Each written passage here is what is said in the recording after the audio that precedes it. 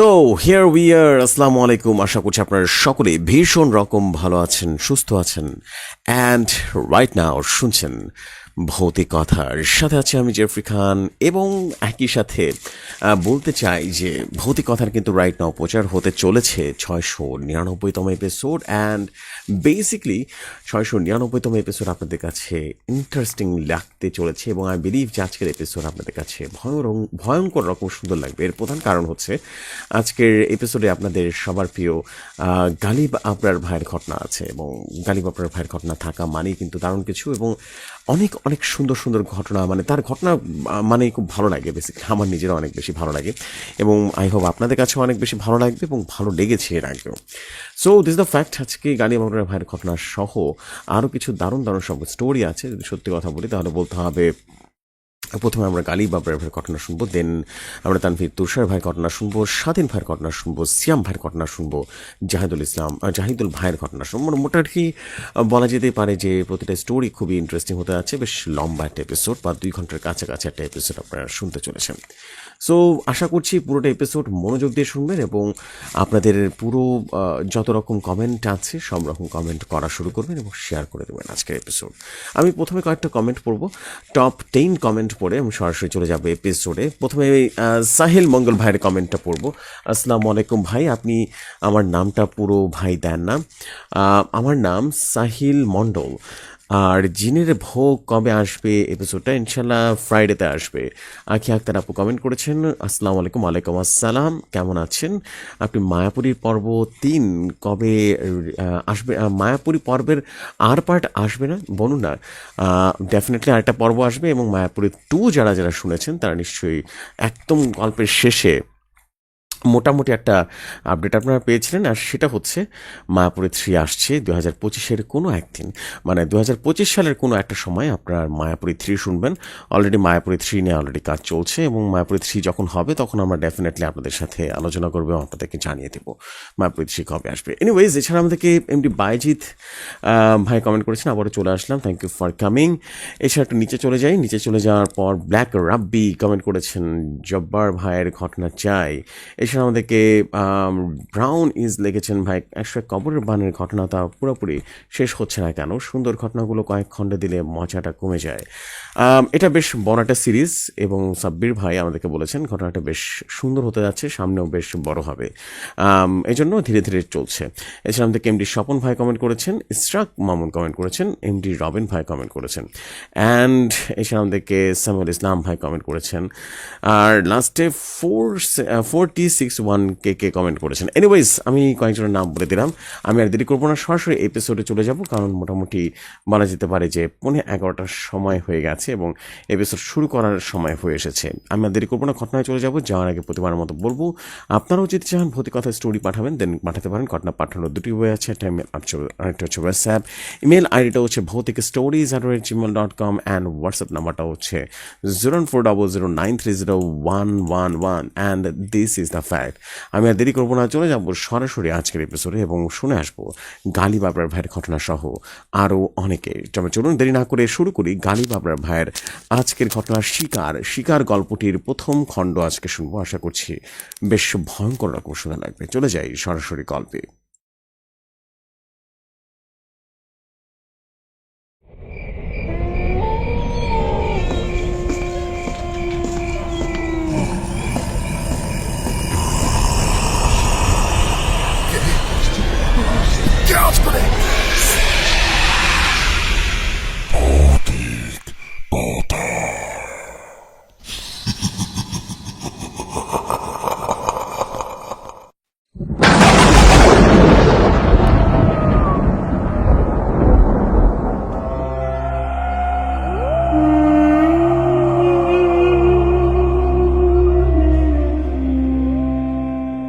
ঘটনা আমার কাছে যেভাবে এসেছে আমি ঠিক সেভাবেই পড়ছি।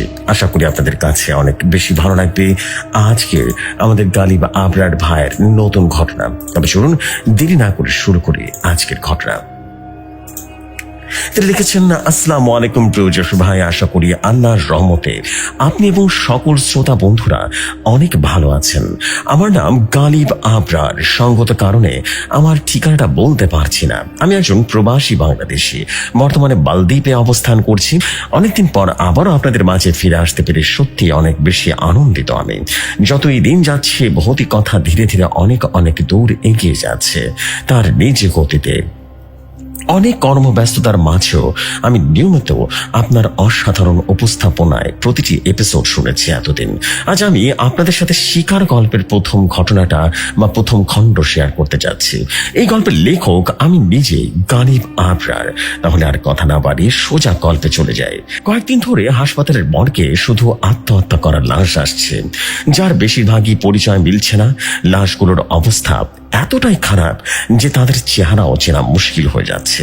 একটা মানুষ নিজে মরার জন্য এতটা নির্যাতন কিভাবে করতে পারে? সে চাইলে খুব সহজেই মরতে পারে, কিন্তু মরার আগে নিজের উপরে নৃশংসভাবে টর্চার করে। এগুলোকে সত্যি আত্মহত্যা নাকি তার পেছনে অন্য কিছু আছে? কথাগুলো বলছিল হাসপাতালের চিফ ডাক্তার জনাব রায়হান চৌধুরী। সেখানে হাসপাতালের সকল ডক্টরগণ একত্রিত হয়ে এইটা নিয়ে কথা বলছিল। একজন বলল, স্যার, আমার মনে হয় এগুলো খুব নিখুঁত ভাবে মার্ডার করা হয়েছে।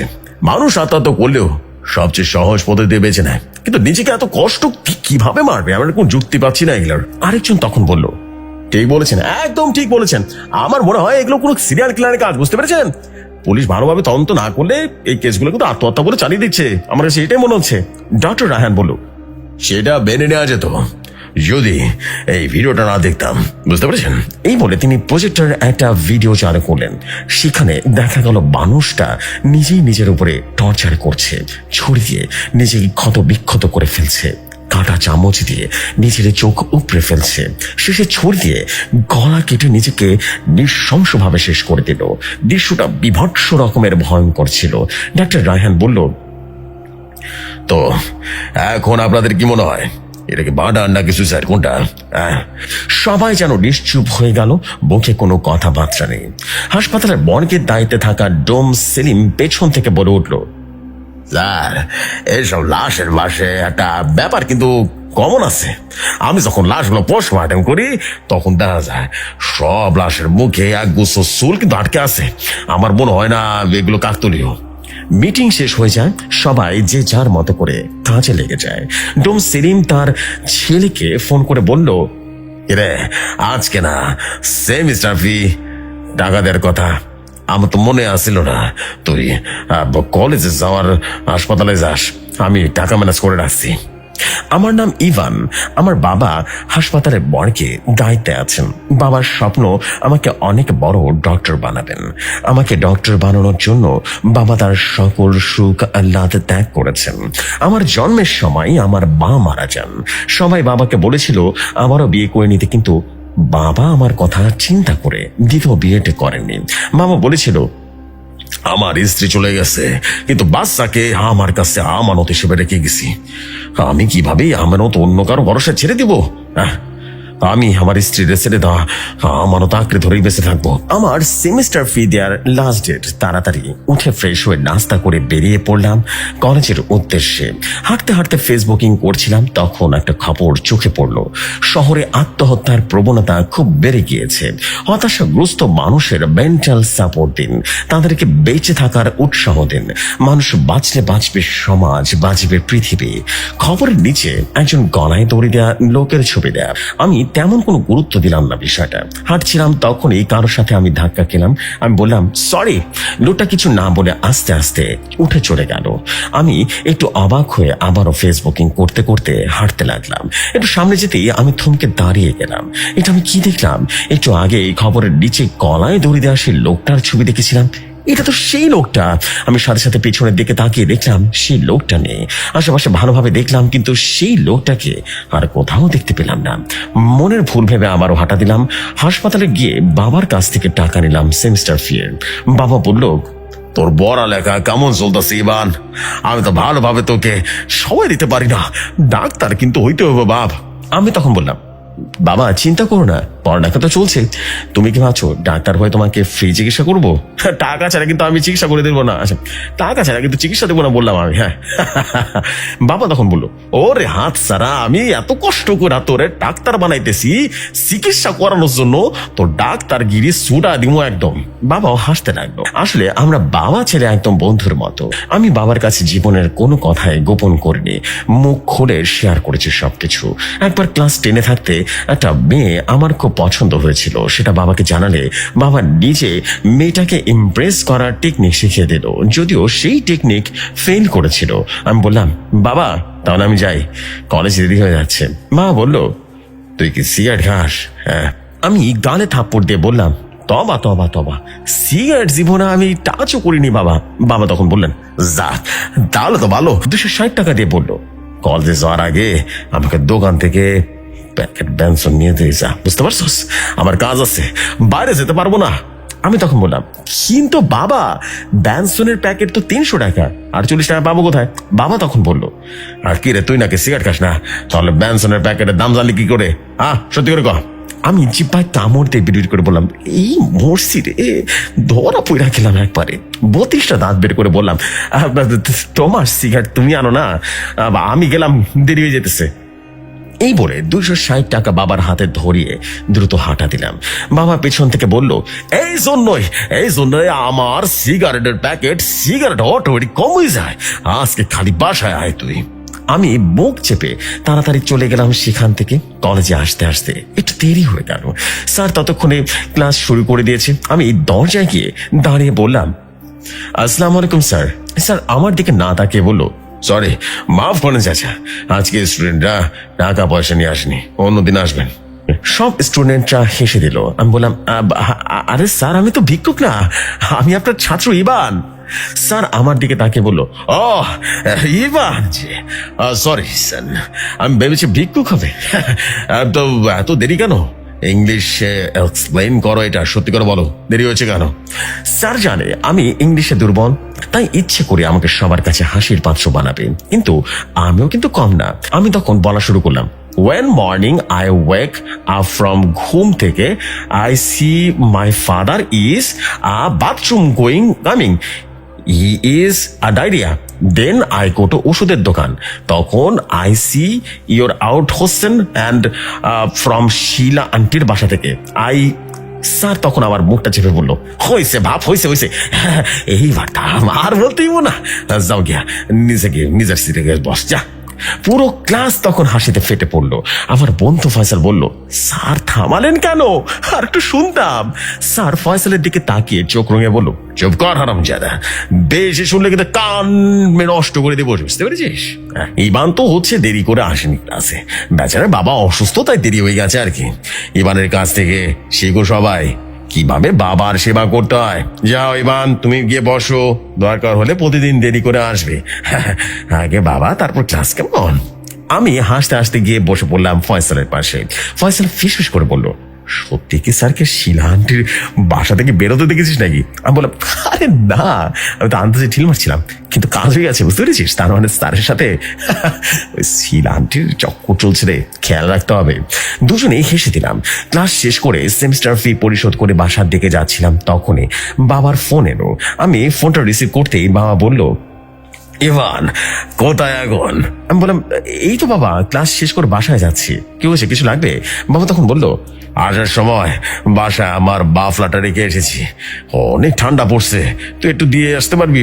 হ্যাঁ, মাফলারটা। আমি বললাম, ঠিক আছে বাবা, আমি এখনই আসছি।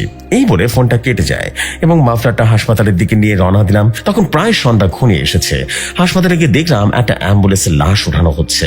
বাবা সেখানে দাঁড়িয়ে আছে। আমি গিয়ে বাবাকে মাফলারটা দিলাম। বাবা মাফলারটা পেঁচাতে পেঁচাতে বলল, শোটা দিন দিন বিষাক্ত হয়ে যেতেছে রে ইমান, সাবধানে থাকিস বাপ। আমি বললাম, কি হয়েছে বাবা? বাবা তখন বলল, প্রতিদিন কোন না কোন আত্মহত্যা করে লাশ আসতেছে রে, সবাই তো যুবক আর অল্প বয়সী মাইয়া। আমি তাকে দেখলাম অ্যাম্বুলেন্সের যেই লাশ উঠানো হচ্ছে একটা মেয়ের লাশ। লাশের স্বজন বলতে একটা মহিলা কান্না করছে, আর সাথে 2জন ছেলে রয়েছে। হয়তো এরা মেয়েটার ভাই, আর মহিলাটা নিশ্চয়ই মা। আমি বললাম, বাবা লাশের মুখটা ঢাকা হয়নি কেন এখনো? বাবা বলল, ওর মা মুখ ঢাকতে নিষেধ করেছে, কবরে ঢাকার আগ পর্যন্ত নাকি তার মেয়ের মুখে দিকে তাকিয়ে থাকতে চায় সে, তাই ঢাকা হয়নি আর কি। আমি আর কিছুই বললাম না। লাশের দিকে তাকিয়ে চোখে পড়তেই বড় হলো সেটা নড়ে উঠলো। আমি কিছুটা ভয় পেয়ে গেলাম। মনের ভুলভাবে একটু সামনের দিকে এগিয়ে লাশটাকে দেখার চেষ্টা করলাম। এবার বড় হলো সে চোখটা খুলে আমার দিকে তাকিয়ে আবার চোখ বন্ধ করে ফেললো। আমি ভয় পিছিয়ে গেলাম আর বাবার কাছে এসে বললাম, তাহলে আমি বাসায় যাই বাবা, তুমি নিজে খেয়াল রেখো। এই বলে চলে যাচ্ছিলাম, তখন আবারও কি মনে করে যেন লাশের দিকে চোখ দিলাম। এবার দেখলাম সেটা সত্যি সত্যি তাকিয়ে আছে আমার দিকে আর অদ্ভুত ভাবে হাসছে। আমি এইটা দেখে খুব দ্রুত হাঁটা দিলাম। হাসপাতালের গেটে পৌঁছাতে বাবা পেছন থেকে ডাক দিয়ে বলল, ইভান শোন। আমি পেছনে তাকে দেখলাম বাবা আমার দিকে আসছে। এসে বলল, কি একটা অবস্থা বলতো, একটা ঝামেলা হয়ে গেছে। আমি বললাম, কি হয়েছে বাবা? বাবা তখন বললেন, অ্যাম্বুলেন্সের ড্রাইভারটা নাকি আজকে আসতে পারবো না। অন্য ড্রাইভারকে কল দিলেও সে ফোন তুলতেছে না। এদিকে মেয়েটারে তাড়াতাড়ি দাফন করতে হবে, তুই তাদেরকে নামিয়ে দেয় না। আমি বললাম, না বাবা, আমি পারবো না। গাড়ি চালানো শিখেছি বলে যে অ্যাম্বুলেন্স চালাতে পারবো এমনটা কোনো কথা নেই, অন্য কাউকে দেখো না। বাবা তখন বললো, আর তোরে কি সবসময় অ্যাম্বুলেন্স চালাতে বলছি নাকি? এখন একটা বিপদ হয়ে গেছে। তাই বললাম আর কি, বুঝতে পেরেছিস? আর তাছাড়া আমাকে বকশিশ দিয়েছে, ভালোই বকশিশ দিয়েছে, তাই না করতে পারতেছি না রে বাপ। বেশি দূরে না, কুমিল্লা চান্দিনা থানায় গেলে বুঝতে পারছোস। আমি কথা দিচ্ছি তারে, না করিস না রে, তুই না করিস না। কি আর করার, বাবা জড়াজড়িতে অ্যাম্বুলেন্সে গিয়ে বসলাম। মেয়েটার মা এবং তার দুই ভাই বসলো পেছনের লাশের সাথে। আমার একটু ভয় ভয় করছিল। একটা আত্মহত্যা করা লাশ, শুনেছি আত্মহত্যা করা লাশের আত্মা নাকি সহজে মুক্তি পায় না। মেডিকেল সায়েন্সের ভাষায় একটা মানুষের মৃত্যুর পর 10 মিনিট পর্যন্ত তার হার্ট চলাচল করে এবং 20 মিনিট পর্যন্ত ব্রেন আর 4 ঘন্টা পর্যন্ত চোখ থাকে জীবিত। কিন্তু আত্মহত্যা যারা করে তাদের আত্মা নাকি এদিক ওদিক ঘুরে বেড়ায়। তারা অনেক লম্বা সময় পর্যন্ত বুঝতে পারে না যে তারা আসলে মারা গেছে। এক প্রকার নিজের অনিচ্ছা সত্ত্বেও বাবার জন্য অ্যাম্বুলেন্স নিয়ে রওনা দিলাম কুমিল্লার উদ্দেশ্যে।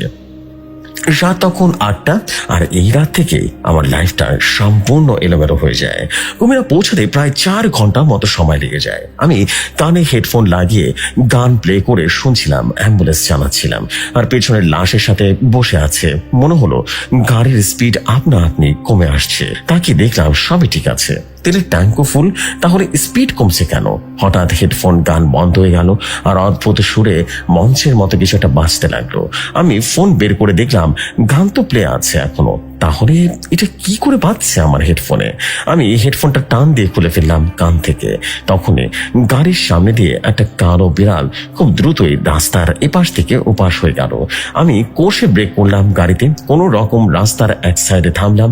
বুঝতে পারছিলাম পেছনে কিছু একটা হচ্ছে। আমি গাড়ি থেকে নেমে গাড়ির পেছনের শাটারটা খুলে দেখলাম লাশটা নিচে পড়ে গেছে আর মহিলা একাই সেটা ওঠানোর চেষ্টা করছে। ছেলে দুটো এক নজরে লাশের দিকে তাকিয়ে আছে। আমাকে দেখে মহিলা বলল, বাবা আমাকে একটু সাহায্য করো, আমার মেয়েটাকে উপরে উঠা দাও। আমি তখন বললাম, এই দুজনে এভাবে তাকিয়ে আছে কেন? তারা কেন সাহায্য করছে না? মহিলাটা বলল, মুনতাহা মারা যাবার পর থেকে এরা দুজনে এভাবে শুধু তাকিয়ে দেখে, ওরা কোথাও বলে না, কেমন যেন বোবা হয়ে গেছে।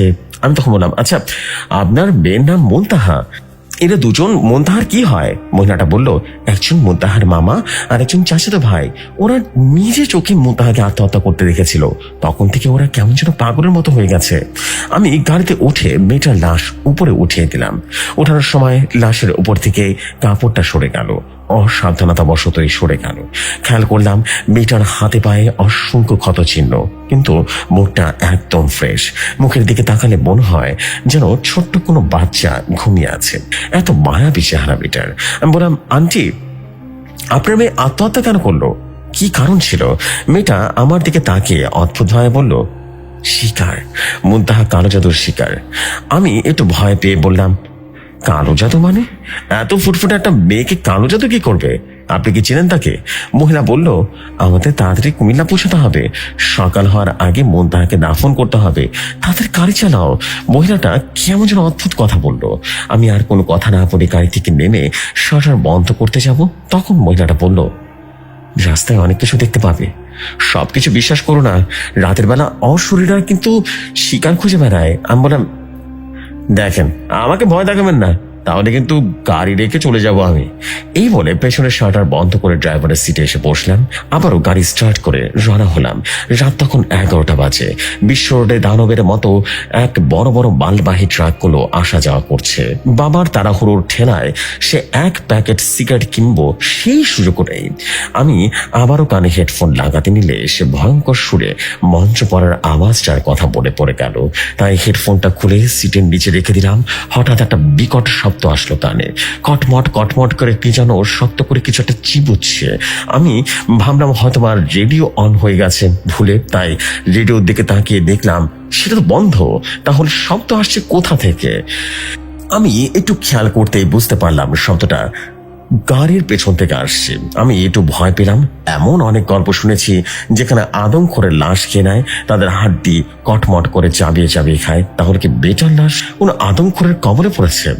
আমার ভয় যেন ধীরে ধীরে বাড়তে লাগলো। হঠাৎ আমার শরীরে প্রচন্ড ঠান্ডা লাগছে। এমনিতেই শীতের দিন, কিন্তু এতক্ষণ তেমন কোনো শীত লাগছিল না। তখন এমন হঠাৎ করে শীত লাগছিল কেন? আমার চোখ গেল গাড়ির সাইড লুকিং গ্লাসে। দেখলাম একটা সাদা পোশাক পরা মহিলা বাচ্চা করে নিয়ে রাস্তা পার হচ্ছে। এত রাতে এই বিশ্ব রোডে একটা মহিলা রাস্তা পার হচ্ছে, ব্যাপারটা খুবই অদ্ভুত লাগলো। আমি লুকিং গ্লাস হাতে নিয়ে চোখ সরিয়ে সামনের দিকে তাকাতেই দেখি সে মহিলার বাচ্চা করে নিয়ে আমার গাড়ির সামনে দাঁড়িয়ে আছে। মহিলাটা খুব কাছে থাকায় আমি নিয়ন্ত্রণ করতে পারলাম না। সোজা তার উপরে গাড়ি উঠিয়ে দিলাম এবং আমি গাড়িটা কোনো মতে একটা গাছের সাথে ধাক্কা খাওয়ালাম, না হলে আমার খাতে পড়ে যেতে হতো। আমি প্রচন্ড পরিমাণে ভয় পেয়ে তাড়াতাড়ি করে নেমে খুঁজতে লাগলাম সেই মহিলাকে, কিন্তু আশেপাশের কোনো চিহ্ন পেলাম না। আমি স্পষ্ট দেখেছি সে আমার গাড়ির তলে পড়েছে। তাহলে গেল কোথায়? আমি আবারও গেলাম গাড়ির কাছে, তারা ঠিক আছে কিনা দেখার জন্য। আমি গিয়ে শাটার না খুলে জিজ্ঞেস করলাম, আপনারা কি ঠিক আছেন? হ্যাঁ। কিন্তু ভেতরে কোনো আওয়াজ এলো না। আমি আবারও শাটারটা খুলে মহিলার দিকে রীতিমতো অজ্ঞান হয়ে পড়ে আছে এমনটাই দেখলাম। হয়তো মাথায় আঘাত পেয়েছে, লাশটা নিচে পড়ে আছে। ওই দুজন সেখানে নেই। আমি তাড়াতাড়ি করে গাড়িতে উঠে মহিলাটার মুখে ছিটিয়ে তার জ্ঞান ফিরালাম। আমি জিজ্ঞেস করলাম, আপনার সাথে দুজন কোথায় গেল? চলতি গাড়ি থেকে তাদেরকে নামিয়ে দেওয়া কিন্তু অসম্ভব। মহিলাটা আমাকে অবাক করে দিয়ে বলল, কোন দুজন? আমি বললাম, কোন দুজন মানে? আরে আপনার সাথে যারা ছিল, বলেছিলেন মুনতাহার মামা আর চাচাতো ভাই। মহিলাটাও খুব অবাক হলো আর বলল, কি বলছো? আমার মেয়েকে নিয়ে আমি একাই গাড়িতে উঠে গেছি, আমার সাথে কেউ ছিল না। আর মুনতাহার মামাও কয়েকদিন আগে আত্মহত্যা করেছিল, ওর চাচাতো ভাইও 2 দিন আগে আত্মহত্যা করে মারা গিয়েছিল। ওরা আসবে কোথা থেকে? আমার চোখ যেন কপালে উঠে গেল। আমি রাগ হয়ে বললাম, ফালতু কথা বলবেন না। একটু আগেও তারা আপনার সাথে ছিল, লাশের সাথে এক নজরে তাকিয়েছিল। আপনি নিজে বলেছেন তারা মুনতাহার মামা আর চাচাতো ভাই। মহিলাটা এবার উঠে আমার মুখের কাছে এসে বলল, বলেছিলাম রাস্তায় অনেক কিছু দেখবেন, সবকিছু বিশ্বাস করো না। আর একটু হলেই তো বিশাল অ্যাক্সিডেন্ট হয়ে যেত, এমনকি আমাকেও বিশ্বাস করো না। এই বলে মহিলা উঠে মেয়েটার লাশটা ভালো করে মুড়িয়ে দিতে লাগলো। আমি আবারও খেয়াল করলাম লাশটার চোখ খুলে আবারও বন্ধ করলো। আমি ভয় পেয়ে পড়ে উঠলাম, আন্টি আপনার মেয়ে কি সত্যি মারা গেছে? মহিলাটি এক অদ্ভুত চাহনিতে আমাকে বলল, মানুষ মিথ্যে মারা যায় কিভাবে? আমি বললাম, না আন্টি, আসলে আমি বলতে চাচ্ছি। উনি আমাকে থামিয়ে দিয়ে বলল, ব্যাস আর কোনো কথা বলো না, মুন্তাকে উপরে উঠে দাও, সকাল হওয়ার আগে আমাদেরকে পৌঁছাতে হবে। আমি আর কথা না বাড়িয়ে মেয়েটার লাশ উপরে উঠে রাখলাম এবং আন্টি অন্যদিকে তাকিয়ে নিজের কাপড় ঠিক করলো। তখন লাশটি চোখ খুলে খপ করে আবারও আমার হাতটা ধরে ফেললো। আমি সেটা ভয় চিৎকার করে উঠলাম। মহিলাটা বললো, কি হয়েছে? আমি বলতে যাবো মুনতাহা চোখ খুলেছে, তাকে দেখলাম পুরোপুরি স্বাভাবিক। আমার হাতও ধরেনি, লাশের চোখটা বন্ধ। কি হচ্ছে এসব? কোথায় ফেসে গেলাম? মনে মনে বাবাকে ইচ্ছে মতো গালি দিলাম, তার জন্যই আমাকে এই পরিস্থিতিতে পড়তে হলো। আমি আর কিছু না বলে গাড়ি থেকে নেমে শাটারটা বন্ধ করে ড্রাইভার সিটে বসে গাড়ি স্টার্ট করলাম পুনরায়। এবার আর কিছুই পাত্তা দিব না, ফুল স্পিডে গাড়ি চালাতে লাগলাম। পথে আর কোনো ঝামেলা হলো না। কুমিল্লা চান্দিনা পৌঁছাতে পৌঁছাতে রাত প্রায় 3টা বেজে গেল। মহিলার বলা ঠিকানা অনুযায়ী আমাকে সুহিলপুর গ্রামে যেতে হবে। আমি ফোনের ম্যাপ দেখে সেই অনুযায়ী গাড়ি নিয়ে যাচ্ছি। গ্রামের সরু রাস্তা ধরে যাচ্ছি, আশেপাশে কোনো মানুষজন তো দূরের কথা, গাড়ির বা রিক্সাও নেই। মনে হচ্ছে এটা যেন একটা মৃত্যুপুরী। এই গ্রামের সবাই হয়তো মারা গেছে। অবশ্য রাত 3টা বাজে, কে জেগে থাকবে? হঠাৎ দেখলাম রাস্তার পাশে একটা টয়নের দোকানে হারিকেন জ্বালানো। আমি একটু খুশি হলাম, যাক তাহলে 1 প্যাকেট সিগারেট কিনে নিয়ে যাবে এখান থেকে। আমি গাড়ি থামিয়ে সেই দোকানে গিয়ে দেখলাম 70 থেকে 80 বছরের এক বৃদ্ধা মহিলা 3 মাথা এক করে বসে আছে। 3 মাথা বলতে 2 হাঁটু আর একটা মাথা মিলিয়ে 3 মাথা। আমি গিয়ে হালকা কাশি দিয়ে বললাম, দাদি, এত রাতে আপনি দোকান খোলা রেখে বসে আছেন? সে আর আমার দিকে না তাকিয়ে কাঁপা কাঁপা গলায় বলল, রাইতের মেহমান গো, আমি দোকান খোলা রাখি, আপনার কি লাগবো? আমি তখন বললাম, 1 প্যাকেট সিগারেট থাকলে দেন। সে আমার দিকে তাকিয়ে 1 প্যাকেট ব্যানসন সিগারেট এগিয়ে দিয়ে বলল, 260 টাকা। আমি যেন অবাক হলাম, আরে এটা কি 300 টাকার প্যাকেট? তখন 260 টাকা যেন কেন? আর সকালে বাবাও আমাকে 260 টাকা দিয়ে বললো ব্যানসন আনতে। আমি বললাম, আপনি মুখ দেখাচ্ছেন না কি জন্য? সে তখন বলল, আপনার কি লাগবো, আমার মুখ নাকি সিগারেট? আমি বুঝলাম সে স্বাভাবিক কিছু না। তার হাতে 260 টাকা ধরিয়ে তাড়াতাড়ি গাড়িতে এসে বসলাম। এবার গাড়িটা কেন যেন স্টার্ট হচ্ছে না। কয়েকবার স্টার্ট করার চেষ্টা করলাম, স্টার্ট নিল। আমি দ্রুত গাড়ি চালিয়ে চলে এলাম সেখান থেকে। সাইড লুকিং গ্লাসে পেছনে তাকালাম দোকানটা দেখার জন্য, কিন্তু আশ্চর্যের বিষয় সেখানে কোনো দোকানই দেখতে পেলাম না। তাড়াতাড়ি পকেট থেকে সিগারেটের প্যাকেটটা বের করে দেখলাম ভেতরে কোনো সিগারেট নেই, শুকনো হাড়গোড় রাখা। আমি ভয় প্যাকেটটা ছুঁড়ে ফেলে দিলাম। এটা কি ছিল? আজকের রাতটাও যেন শেষ হচ্ছে না। রাতটা এত দীর্ঘ হতে পারে আজকে বুঝলাম। মহিলার বলা ঠিকানা অনুযায়ী একটা কবরস্থানের কাছে এসে থামলাম। দেখলাম সেখানে আগ থেকে একজন হুজুর আর একজনকে লোক দাঁড়িয়ে আছে, হাতে হারিকেন নিয়ে। আমি নেমে গাড়ির পেছনের শাটারটা খুলে দিলাম। মহিলাটা নেমে তাদেরকে বলল, মুনতাহাকে তাড়াতাড়ি দাফন করতে হবে, সকাল হয়ে যাচ্ছে। তারা এসে মুনতাহাকে গাড়ি থেকে নামিয়ে এনে সেখানে বিছিয়ে দিল, পাতার উপরে রাখলো। আমি দেখতে পেলাম একটু দূরে একটা কবর খোঁড়া রয়েছে। আরেকটা জিনিস লক্ষ্য করলাম, মুনতাহার মায়ের চেহারা একটু মাত্র শোকের ছাপ নেই। তার মেয়ে মারা গেছে, কিন্তু তার চেহারায় কোনো অস্বাভাবিকতার ছাপ নেই, কোনো কষ্ট নেই, যেন সবকিছুই স্বাভাবিক, কিছুই যেন হয়নি। আমি মনে মনে ভাবলাম, আমার এত কিছু চিন্তা না করলেও হবে। আমার কাজ ছিল এদেরকে পৌঁছে দিয়েছি, কাজ শেষ। তাই আমি বললাম, আন্টি তাহলে আমি এখন যেতে পারি? হুজুর টাইপের লোকটা বলল, জানাজাটা বইরা যাও বাবা। আমি বললাম, না না না, আমার এখন যেতে হবে, আমি আর থাকতে পারবো না। মহিলাটা এসে বলল, জানাজাটা পড়ে যাও বাবা, মুনতাহা তো আত্মহত্যা করেছে না, তাই গ্রামবাসী আসেনি ওর জানাজায়। আর তারা জানতে পারলে ওকে দাফনও করতে দেবে না। এই জন্যই রাতের বেলা সব করে ফেলেছি। তুমি যা যা অংশ নিলে একজন লোক বাড়বে, যারা যেটা পড়ে দেওয়া খুব দরকার। আমি এবারও অনিচ্ছা সত্ত্বেও ঠিক আছে বলে থেকে গেলাম। দেখতে পেলাম ওই লোকগুলো মুনতাহার শরীরের উপরে ধুলা জাতীয় কিছু একটা ছিটিয়ে দিয়েছে, আর মুনতাহার শরীর যেন নড়ে চড়ে উঠছে। আমার মাঝে অদ্ভুত একটা ভয় লাগা শুরু করলো। হঠাৎ আমার ফোনটা যেন বেজে উঠলো প্রচন্ড সাউন্ডে। তারা সবাই আমার দিকে অদ্ভুত ভাবে তাকালো। আমি তাড়াতাড়ি পকেট থেকে ফোনটা বের করে দেখলাম বাবা কল করেছে। বাবার উপরে এমনিতেও রেগেছিলাম, তাই ফোনটা কেটে দিলাম। আমারও ফোন করলো। এবার তাদের কাছ থেকে একটু দূরে সরে গিয়ে ফোনটা রিসিভ করে বললাম, কি হয়েছে? হ্যাঁ? বাবা ওপাশ থেকে বলল, তুই কোথায় রে ইভান? আমি বললাম, কোথায় আবার? তোমার পাঠানো জাহান্নামে আছি। কতবার বললাম আমি আসবো না, তুমিও আমাকে জোর করে পাঠালে। জানো তো কি কি হচ্ছে আমার সাথে? বাবা তখন অবাক হয়ে বলল, আমি আবার তোকে কোথায় পাঠালাম? বাসায় ফিরে দেখি তুই নেই। হ্যাঁ, কি হয়েছে? আর এই জন্য তোকে কল দিলাম। আমি জানো বাবার কথা শুনে আকাশ থেকে বললাম, কি বলছো বাবা? তুমি আমাকে পাঠাওনি মানে? আস্তে আস্তে পেছনে তাকিয়ে দেখি সেখানে কেউ নেই। আমি একা একটা শুনশান কবরস্থানে দাঁড়িয়ে আছি। সেখানে না আছে কোনো হুজুর, না আছে কোনো লোকজন, না আছে লাশ, না আছে মহিলা। আমার গায়ের লোম দাঁড়িয়ে গেল। পুরো কবরস্থানটা ফাঁকা। ভয় আমার কলিজা শুকিয়ে ছোট হয়ে গেল। ফোনের ওপাশ থেকে বাবা হ্যালো বলল, আর বলল, হ্যালো ইভান, কি হয়েছে? হ্যাঁ বলতে, কি হয়েছে? কিন্তু আমি যেন কথা বলার কোনো শক্তিও পাচ্ছিলাম না। টুট টুট করে ফোনটা কেটে গেল। আমার সারা শরীর বারবার গায়ে কাটা দিয়ে উঠলো। আমি দেখলাম ফোনের চার্জও শেষ হয়ে গেছে, ফোনটাও বন্ধ হয়ে গেছে। ভয়ে ভয়ে 1 পা 2 পা করে হাঁটতে লাগলাম। অ্যাম্বুলেন্সের কাছে যেতে হবে আমাকে, এখান থেকে পালাতে হবে খুব খারাপ ভাবে। ভয়ঙ্কর অশরীরের ফাঁকে ফেসে গিয়েছি। হঠাৎ একটা পেঁচা ডেকে উঠলো খুব ভয়াবহ ভাবে। আমি চমকে গেলাম। আশেপাশে কোনো বাড়ি ঘর নেই। সে চিৎকার করে সাহায্য চাইবে। পেছন থেকে একটা শব্দ এলো, যেন কেউ শুকনো পাতার উপর দিয়ে হেঁটে হেঁটে আমার দিকে আসছে। আমার হার্ট বিট প্রচন্ড ধুক ধুক করতে লাগলো।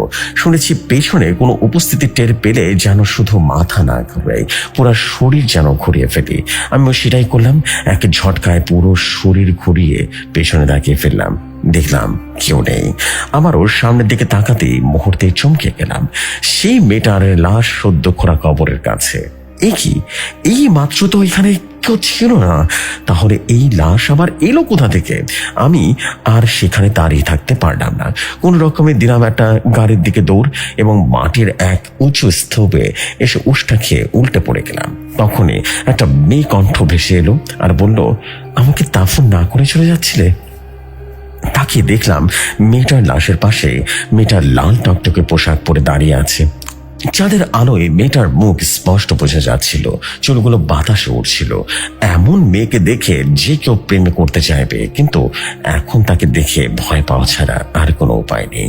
একদিকে মেয়েটার লাশ, অন্যদিকে এখনই মেয়ে দাঁড়িয়ে আছে। মেয়েটা কর্কশ গলায় আবারও বলল, আমাকে দাফন না করে কোথাও যেতে পারবে না। আমি উঠে দাঁড়িয়ে এবার একটা দৌড় দিলাম না। আমি সামনে দাঁড়িয়ে থাকলাম। পরিস্থিতি যেমনই হোক আমাকে সামনাসামনি করতে হবে। এতক্ষণে আমি বুঝে গেছি আমাকে ফিরে যাওয়াটা অনেক কঠিন হবে এখান থেকে। আমি আকাশের দিকে তাকিয়ে জোরে চিৎকার দিয়ে নিজেকে শক্ত করার জন্য চেষ্টা করলাম। তারপরে বললাম, আমি কেন তোকে দাফন করব? আমি তো তোর কি হই? হ্যাঁ, তোকে দাফন করবে তোর বাপ মা। আমাকে কেন এর ভিতর টেনে আনলে? সত্যি করে বল। এটা শুনে মেয়েটা একটা ভয়ঙ্কর রূপ নিয়ে হাত বাড়িয়ে খুব দ্রুত আমার দিকে এগিয়ে আসতে লাগলো। আমি তার ভয়ঙ্কর রূপ দেখে চোখ বন্ধ করে একেবারে খিচ মেরে দাঁড়িয়ে রইলাম, কিন্তু মেয়েটা আমাকে ধরলো না। আমি আস্তে আস্তে চোখ খুলে তাকিয়ে দেখলাম, আরে আমি এখানে কেন? আমি সে কবরের ভিতরে দাঁড়িয়ে আছি। আমি চিৎকার করে বলতে লাগলাম, এই কেউ আছেন? আমাকে বের করেন এখান থেকে।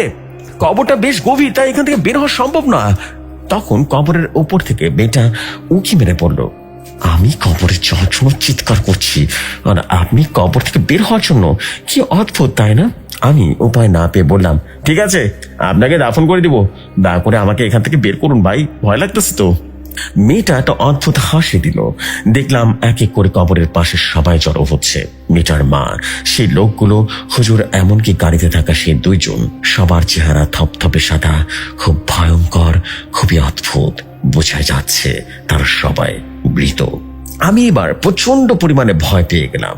তারা এখন আমার সাথে কি করবে কিছুই বুঝে ওঠার আগেই তারা সবাই মিলে সাদা কাফনে বোনানো বেটার লাশ ঠেলে ফেলে দিল। আমি কোনো মতে এক কোণে সরে গেলাম। এখন কবরে আমি একটা লাশের সাথে, তারা উপর থেকে মাটি ফেলতে লাগলো। আমাকে তারা লাশের সাথে দাফন করতে চাচ্ছে। আমি চিৎকার করে বললাম, এইটা করো না, আমাকে বের করো এখান থেকে, আমাকে যেতে দাও। কিন্তু তারা কেউ আমার কথা কানে দিচ্ছে না। মাটিতে পূর্ণ হতে লাগলো কবরটা। আমার কোমর পর্যন্ত হয়ে গেল। আমি নড়াচড়াও যেন করতে পারছি না। আমি আমার পুরো শক্তিতে উঠার চেষ্টা করলাম, কিন্তু মনে হলো যেন কেউ আমার থেকে রীতিমতো পা টেনে রেখেছে। আমি এবার বুঝে গেলাম মৃত্যু নিশ্চিত, তাই হাল ছেড়ে দিয়ে শান্ত হয়ে গেলাম। সেটা নিচ থেকে আমার পা টেনে নিয়ে যাচ্ছে। আমি বললাম, পা ছেড়ে দে, মাফ করে দিচ্ছি। এবার তারা মাটি দেয়া বন্ধ করে দিল। মেয়েটা অবাক হয়ে বলল, তোর কি মৃত্যু ভয় নেই? আমি বললাম, কাউকে এতটা ভয় দেখানো উচিত না যে ভয় শব্দটা ভেতর থেকে গায়েব হয়ে যায়। তোদেরকে ভয় পেয়ে আর কি হবে? আজকে আমি তোদের শিকার, তোরা শিকারী। আগে আমাকে মরতে দে, তারপর দেখবি তোদের আমি কি হাল করি। শিকার যখন শিকার হয়ে যায় না, তখন কিন্তু অন্যদের বাঁচানো মুশকিল হয়ে যায়। তোরা জানিস না কার পাল্লায় পড়েছিস। তারা একে অপরের মুখের দিকে তাকিয়ে আবার একটা হাসি দিয়ে বাটি চাপা দিতে লাগলো। আমি ঠায় দাঁড়িয়ে রইলাম, কিছুই করার ছিল না আমার। মাটি আমার মুখ অব্দি চলে এসেছে। শেষবারের মতো চোখ বন্ধ করে রাগে যেন জোরে চিৎকার করলাম। হঠাৎ মনে হলো আমি হালকা হয়ে গেছি, একদম হালকা। আমি চোখ খুলে দেখতে পেলাম আমি কবরে না, বরং গাড়িতে বসে আছি। তার মানে আমি মারা যাইনি, তারা আমাকে ছেড়ে দিয়েছে। গাড়ির ভেতর থেকে উকি মেরে কবরস্থানের দিকে তাকিয়ে দেখলাম সেখানে কেউ নেই, এমনকি সদ্য খোঁড়া কবরটাও নেই। আমি আর কিছু না ভেবে তাড়াতাড়ি গাড়ি স্টার্ট করে ফুল স্পিডে চালিয়ে সোহেলপুর গ্রাম ছেড়ে বেরিয়ে পড়লাম। গাড়িতে আমি ছাড়া আর কেউ নেই, কিন্তু তবুও গাড়িটা খুব ভারী মনে হচ্ছে। পেছন থেকে খুব ভারী কিছু একটা আছে হয়তো বা। এসব ভাবতে ভাবতে বিশ্ব রোডে পৌঁছে গেলাম। হঠাৎ পাশে তাকাতে পাশের সিটে সেই মেয়েটাকে দেখতে পেলাম, লাল টকটকে পোশাকটা পরে আছে। হঠাৎ তাকে দেখে আমি ঘাবড়ে গিয়ে গাড়ির নিয়ন্ত্রণ রাখতে পারলাম না। অন্য দিক থেকে আসা মালবাহী ট্রাকের সাথে সংঘর্ষ হলো আমার অ্যাম্বুলেন্সের। আমি গাড়ি থেকে ছিটকে গিয়ে অনেকটাই দূরে পড়লাম। ঝাপসা চোখে দেখতে পেলাম মেয়েটা হেঁটে চলেছে রাস্তার মাঝখান দিয়ে। অন্যান্য গাড়িগুলো মেয়েটার ভেদ করে আসা যাওয়া করছে। আমার মাথা থেকে ফিনকি দিয়ে রক্ত বের হতে শুরু করলো এবং কয়েকজন লোক এসে আমার দিকে তাকালো। তারপর আমার আর কিছুই মনে নেই। যখন জ্ঞান ফিরল তখন দেখলাম আমি আমার রুমে শুয়ে আছি। তাড়াতাড়ি করে উঠে বসলাম। নিজের শরীরে হাত বুলিয়ে দেখলাম আমি বেঁচে আছি কিনা, এবং মাথায় হাত দিয়ে বুঝলাম মাথাটাও ফাটে নাই, রক্ত নেই, ব্যান্ডেজ নেই। আমি অবাক হয়ে গেলাম, কি করে হলো এটা? তাহলে এসব কিছু স্বপ্ন ছিল না? এটা কিভাবে হতে পারে? আমার কাছে এখনো সবকিছু ঘোর লাগার মতো মনে হচ্ছে। বাথরুম থেকে পানি পড়ার শব্দ পেলাম। দৌড়ে গিয়ে বাথরুমের দরজায় ধাক্কা দিতে বলতে লাগলাম, বাবা ভেতরে কি তুমি আছো? বাথরুমের দরজা খুলে বাবা ভেজা শরীরে বের হয়ে এসে বলল, কি হয়েছে? তুই এমন করতেছিস কেন? আমি বাবাকে দেখে কি বলবো ভেবে পাচ্ছিলাম না। তার মানে আমি বাসায় ছিলাম আর এগুলো সব আমার স্বপ্ন ছিল। কিন্তু এতটা বাস্তব কি করে হতে পারে স্বপ্ন? বাবা আমাকে কিছু না বলতে দেখে আবার বলল, এরে ঠিক আছিস নাকি তুই? ইউএসএ ব্যান্সের ভিতরে ঢুকা নিয়ে খাইছিলি নাকি? সত্যি করে বলতো। আমি তখন বললাম, ধুর কি বলছো তুমি এসব? আমি রুমে আসলাম কিভাবে? আমি তো এই বলে এসব একটা ভাবতে লাগলাম। বাবা বলল, তুই তো রুমে ছিলি, আমি বাসায় এসে দেখি সিট পটা হয়ে ঘুমাইতেছিস, আবার ঘুমের মাঝখানে গান গাইছিস, নেশা লাটিন দিন ধরছে, চোখে তারায় রং লাগেছে। আমি অবাক হয়ে বললাম, এগুলো কি সত্যি নাকি বানিয়ে বানিয়ে বলছো বাবা? বাবা বাথরুমে ঢুকতে ঢুকতে বলল, বানিয়ে বানিয়ে বলবো কেন? দাঁড়া, গোসলটা সারেনি, কথা আছে তোর সাথে। আমি গিয়ে ডাইনিং টেবিলে বসে ভাবতে লাগলাম, কি হলো এটা? এটা স্বপ্ন হতেই পারে না। বাবাকে এই ব্যাপারে কিছু বলবো, হয়তো বা বাবা টেনশন করবে অনেক। আমি বাইরে থেকে শুধু বাবাকে জিজ্ঞেস করলাম, আচ্ছা বাবা, গতকাল কি তুমি তোমার মাফলার ফিরে গিয়েছিলে বাসায়? আর আমি কি তোমাকে মাফলারের জন্য হাসপাতালে নিয়ে গেছিলাম? বাবা তখন বলল, হ্যাঁ, কাল তো এইটাই হয়েছিল। কেন, তোর কিছু মনে নাই নাকি? ব্যানসনের সাথে সব খায়া ফেলছিস কোনটা? আমি তখন বললাম, বাবা চুপ করো তো, গতকালকে তুমি কোনো মেয়ের আত্মহত্যা করা লাশ নিয়ে এসেছিলে যখন আমি তোমাকে মাফলারটা দিতে গিয়েছিলাম? বা বলো, হ্যাঁ এসেছিল তো, তুই তো নিজেই সেখানে ছিলি, আমাকে মাফলার দিয়ে বাসায় চলে আসলি। আমি এবার হিসাব দিতে লাগলাম। বাবাকে মাফলার দিয়ে আসার সময় আমার সাথে কিছু একটা হয়েছে। এগুলো যে স্বপ্ন ছিল সেটা আমি মানতে পারছি না। বাবা গোসল শেষ করে এসে মাথা মুছতে মুছতে আমার কাছে এসে বলল, আর তোর কি হয়েছে বলতো? এমন অদ্ভুত অদ্ভুত কথা বলতেছিস কেন? হ্যাঁ, আমি বললাম, না না না কিছু না, এখন বলো তুমি যে কি বলছো সেটা বলো, কি বলতে চাইছিলে? বাবা বলল, ও হ্যাঁ, বলতেছিলাম কি, হাসপাতালের কাছে একটা নতুন বাসা দেখেছে। হ্যাঁ, সেটা এই বাসা থেকে অনেকটা বড়, ভাড়াও কম। আমি চিন্তা করতেছি এই বাসাটা চেঞ্জ করবো, ওখানে চলে যাবো। আমি বললাম, বাবা কি দরকার বাসা চেঞ্জ করার? এখানে তো ঠিক আছি, আর আমরা দুইটা মাত্র মানুষ, বড় বাসাতে কি করব? হ্যাঁ।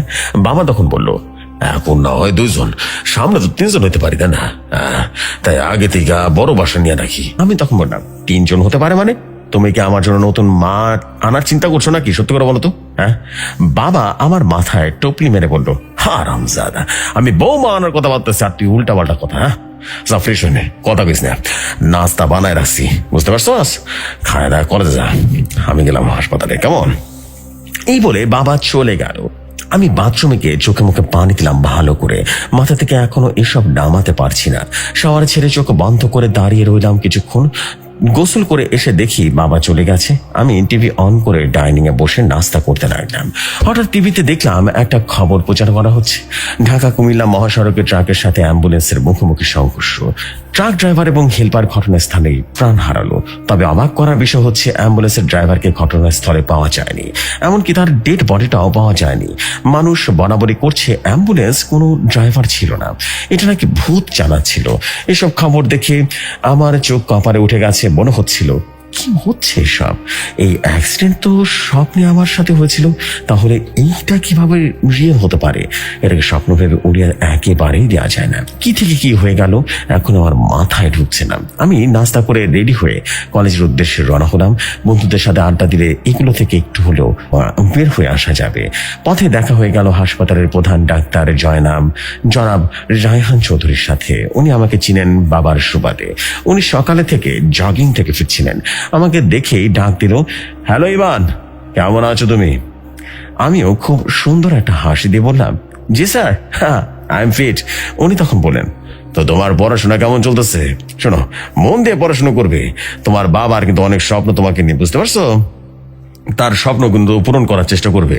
আমি তখন বললাম, জি স্যার, আমি আমার সর্বোচ্চ দিয়ে চেষ্টা করব, দোয়া করবেন আমার জন্য। উনি আমার মাথায় হাত বুলিয়ে দিয়ে বললেন, অবশ্যই দোয়া করব। এই বলে আমার মাথা নেড়ে দিয়ে বলল, কি ব্যাপার ইভান, তোমার মাথায় কোনো আঘাত পাইছো নাকি? এদিকে অনেকটা ফুলে গেছে। আমি হাত দিয়ে দেখলাম সত্যি অনেকটা ফুলে গেছে, কিন্তু কোনো ব্যথা নেই। আমি বললাম, হয়তো কিছুর সাথে বাড়ি খেয়েছে স্যার। উনি একটা হাসি দিয়ে বলল, ঠিক আছে, সাবধানে থেকো তাহলে।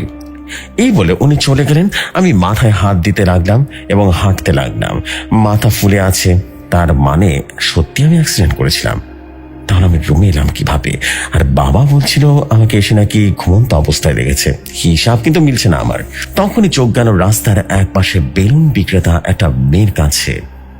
মেয়েটা বেলুন বিক্রি করছে। পাশে অনেকগুলো পথ শিশু দাঁড়িয়ে আছে। মেয়েটা অন্যদিকে ঘুরে আছে, তার মুখ দেখতে পাচ্ছিলাম না। সে সব শিশুকে একটা একটা করে বেলুন কিনে দিচ্ছিল।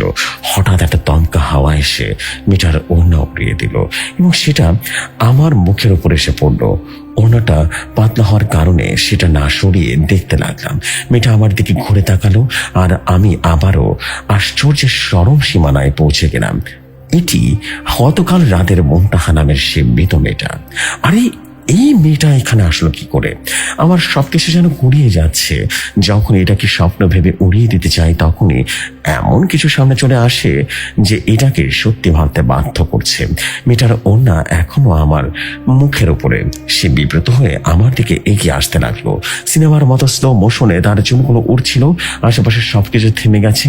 পথ শিশুগুলো যেন বেলুনের উপরে ছুঁড়ে মেরেছে, এক দৃষ্টিতে তাকিয়ে রয়েছে।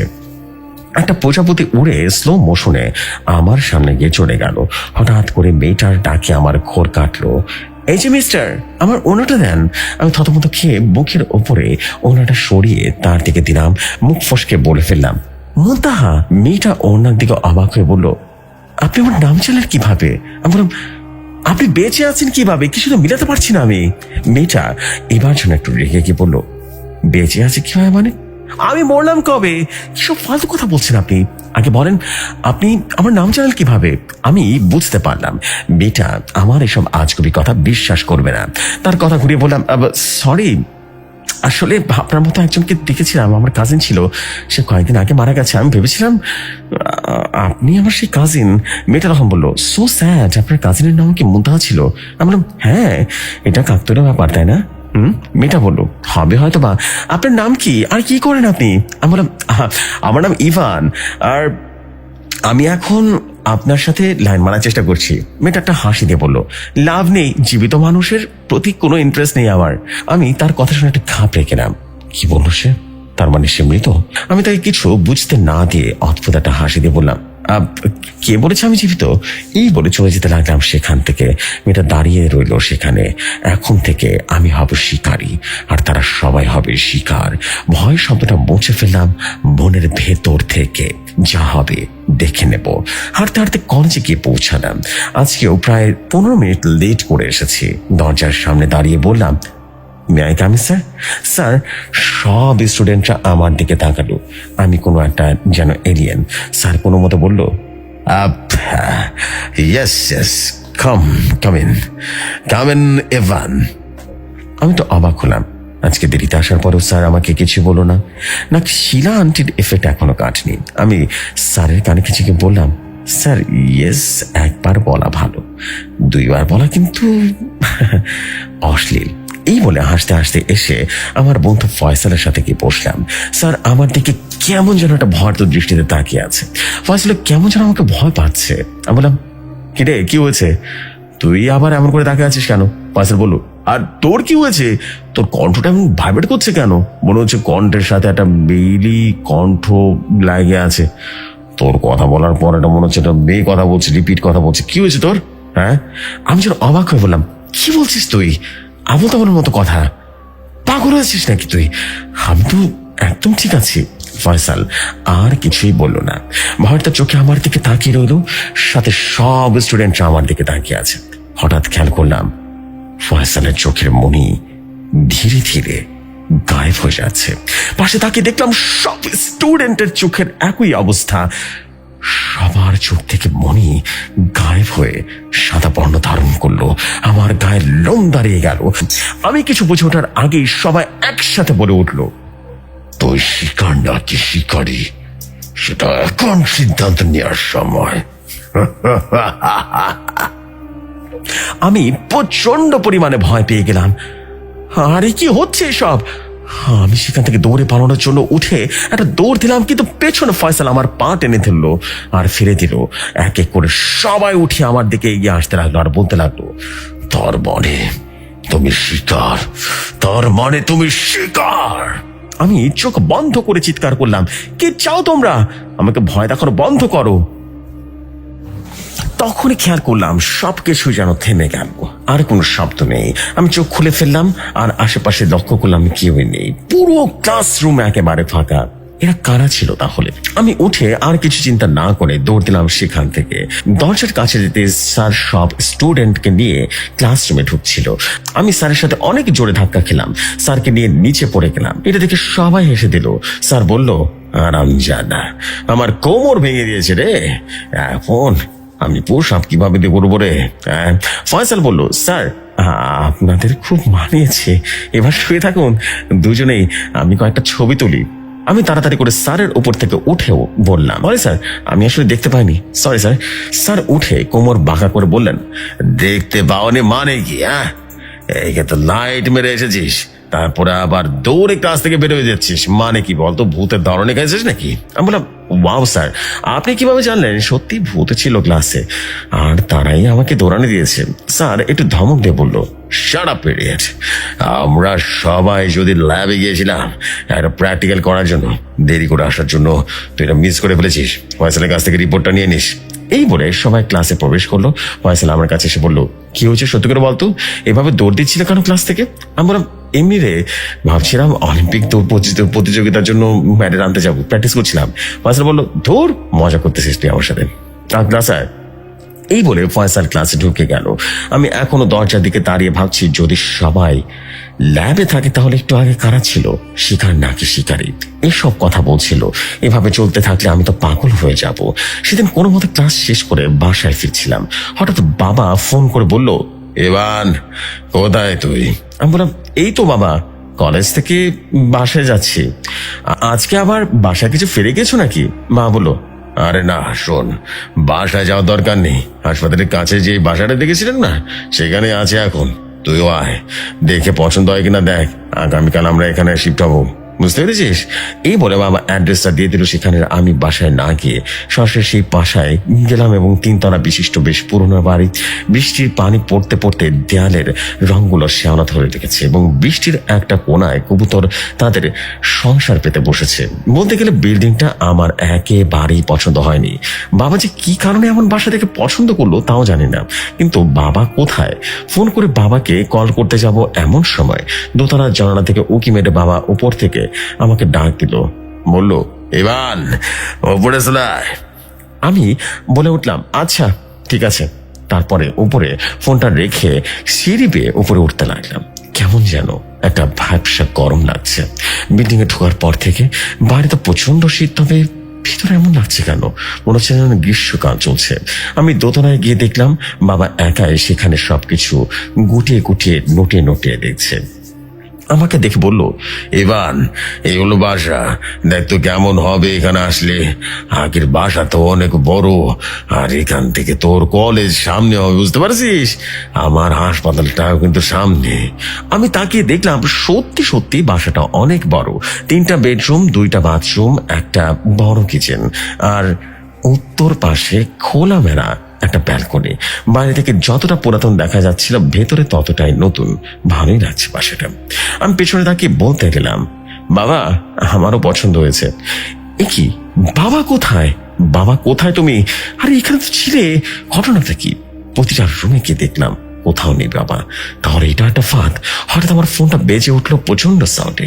আমি চমকে গেলাম। ফোনটা বের করে দেখলাম বাবা কল করেছে। রিসিভ করতেই বাবা বললেন, কিরে আর কতক্ষণ? আমি সে কখন থেকে দাঁড়িয়ে আছি বাসার কাছে। আমি কিছু না বলে ফোনটা কেটে পকেটে ঢুকে চারদিকে দেখতে লাগলাম। মেইন দরজার দিকে তাকাতেই দেখি কোনোই দরজা নেই। আমি এখানে প্রবেশ করেছিলাম, তাহলে দরজা গেল কোথায়? আমি যেন আটকে গেছি। এখান থেকে বের হবে কিভাবে? এরই মধ্যে হঠাৎ করে বাসাটা সম্পূর্ণ চেঞ্জ হয়ে গেল। বাহির থেকে যেমনটা দেখেছিলাম এটা তার চেয়েও বেশি পুরাতন। দেয়ালগুলো যেন বালু খসে পড়েছে। বুঝে গেলাম আবারও আমি ফেঁসে যাচ্ছি। এখান থেকে পালানোর পথ খুঁজতেই হবে। তখনই মনে হলো পেছনে কে একটা আছে। তার নিঃশ্বাসের শব্দ আমি শুনতে পাচ্ছি। আমি ধীরে ধীরে পেছনে যেতে লাগলাম এবং লক্ষ্য করলাম সেখানে কেউ নেই। আমার মনে হলো পাশের রুমটা থেকে বাচ্চার হাসি আসছে। মনে হচ্ছে বাচ্চাটা কারোর সাথে খেলা করছে। আমি ধীরে ধীরে সেখানে গিয়ে সেই রুমে ওকে মেরে দেখলাম ওখানে কেউ নেই। সেখানে হাসির আওয়াজও বন্ধ হয়ে গেল। এবার ওনার রুম থেকে একটা মেয়ের কান্নার আওয়াজ ভেসে এলো। সে কাউকে আকুতি মিনতি করে জীবন ভিক্ষা চাইছে। আমি এবার একটু বেশি ভয় পেয়ে গেলাম, কারণ যেই বাচ্চার হাসির শব্দ শুনেছিলাম সেই বাচ্চা অবকটা আমি জানালার পাশে দেখতে পেয়েছি। সে কিছুটা এসেটা খাচ্ছে, টেনে হিচড়ে খাচ্ছে। এদিকে অন্য রুম থেকে একটা মেয়ের কান্নার আওয়াজ ভেসে আসছে। আমি কিছু যেন বুঝতে না পেরে জানালার দিকে এগিয়ে গেলাম বাচ্চাটাকে দেখার জন্য। বাচ্চাটাকে ভয় পেয়ে লাভ কি, আমি তো বড় হয়েছি এখন। এই বলে সাহস সঞ্চার করে জানালার কাছে গিয়ে দাঁড়ালাম এবং পর্দাটা টেনে সরিয়ে ফেললাম। দেখলাম সেখানে কেউ নেই, তবে একটা রক্ত কবুতরের ছিন্ন ভিন্ন দেহ পড়ে আছে। এদিকে এসে সেই রুমে উঁকি দিয়ে দেখার চেষ্টা করলাম কে রান্না করছে, কিন্তু রুমে একটা অন্ধকার থাকার কারণে কিছু যেন বোঝা যাচ্ছিল না।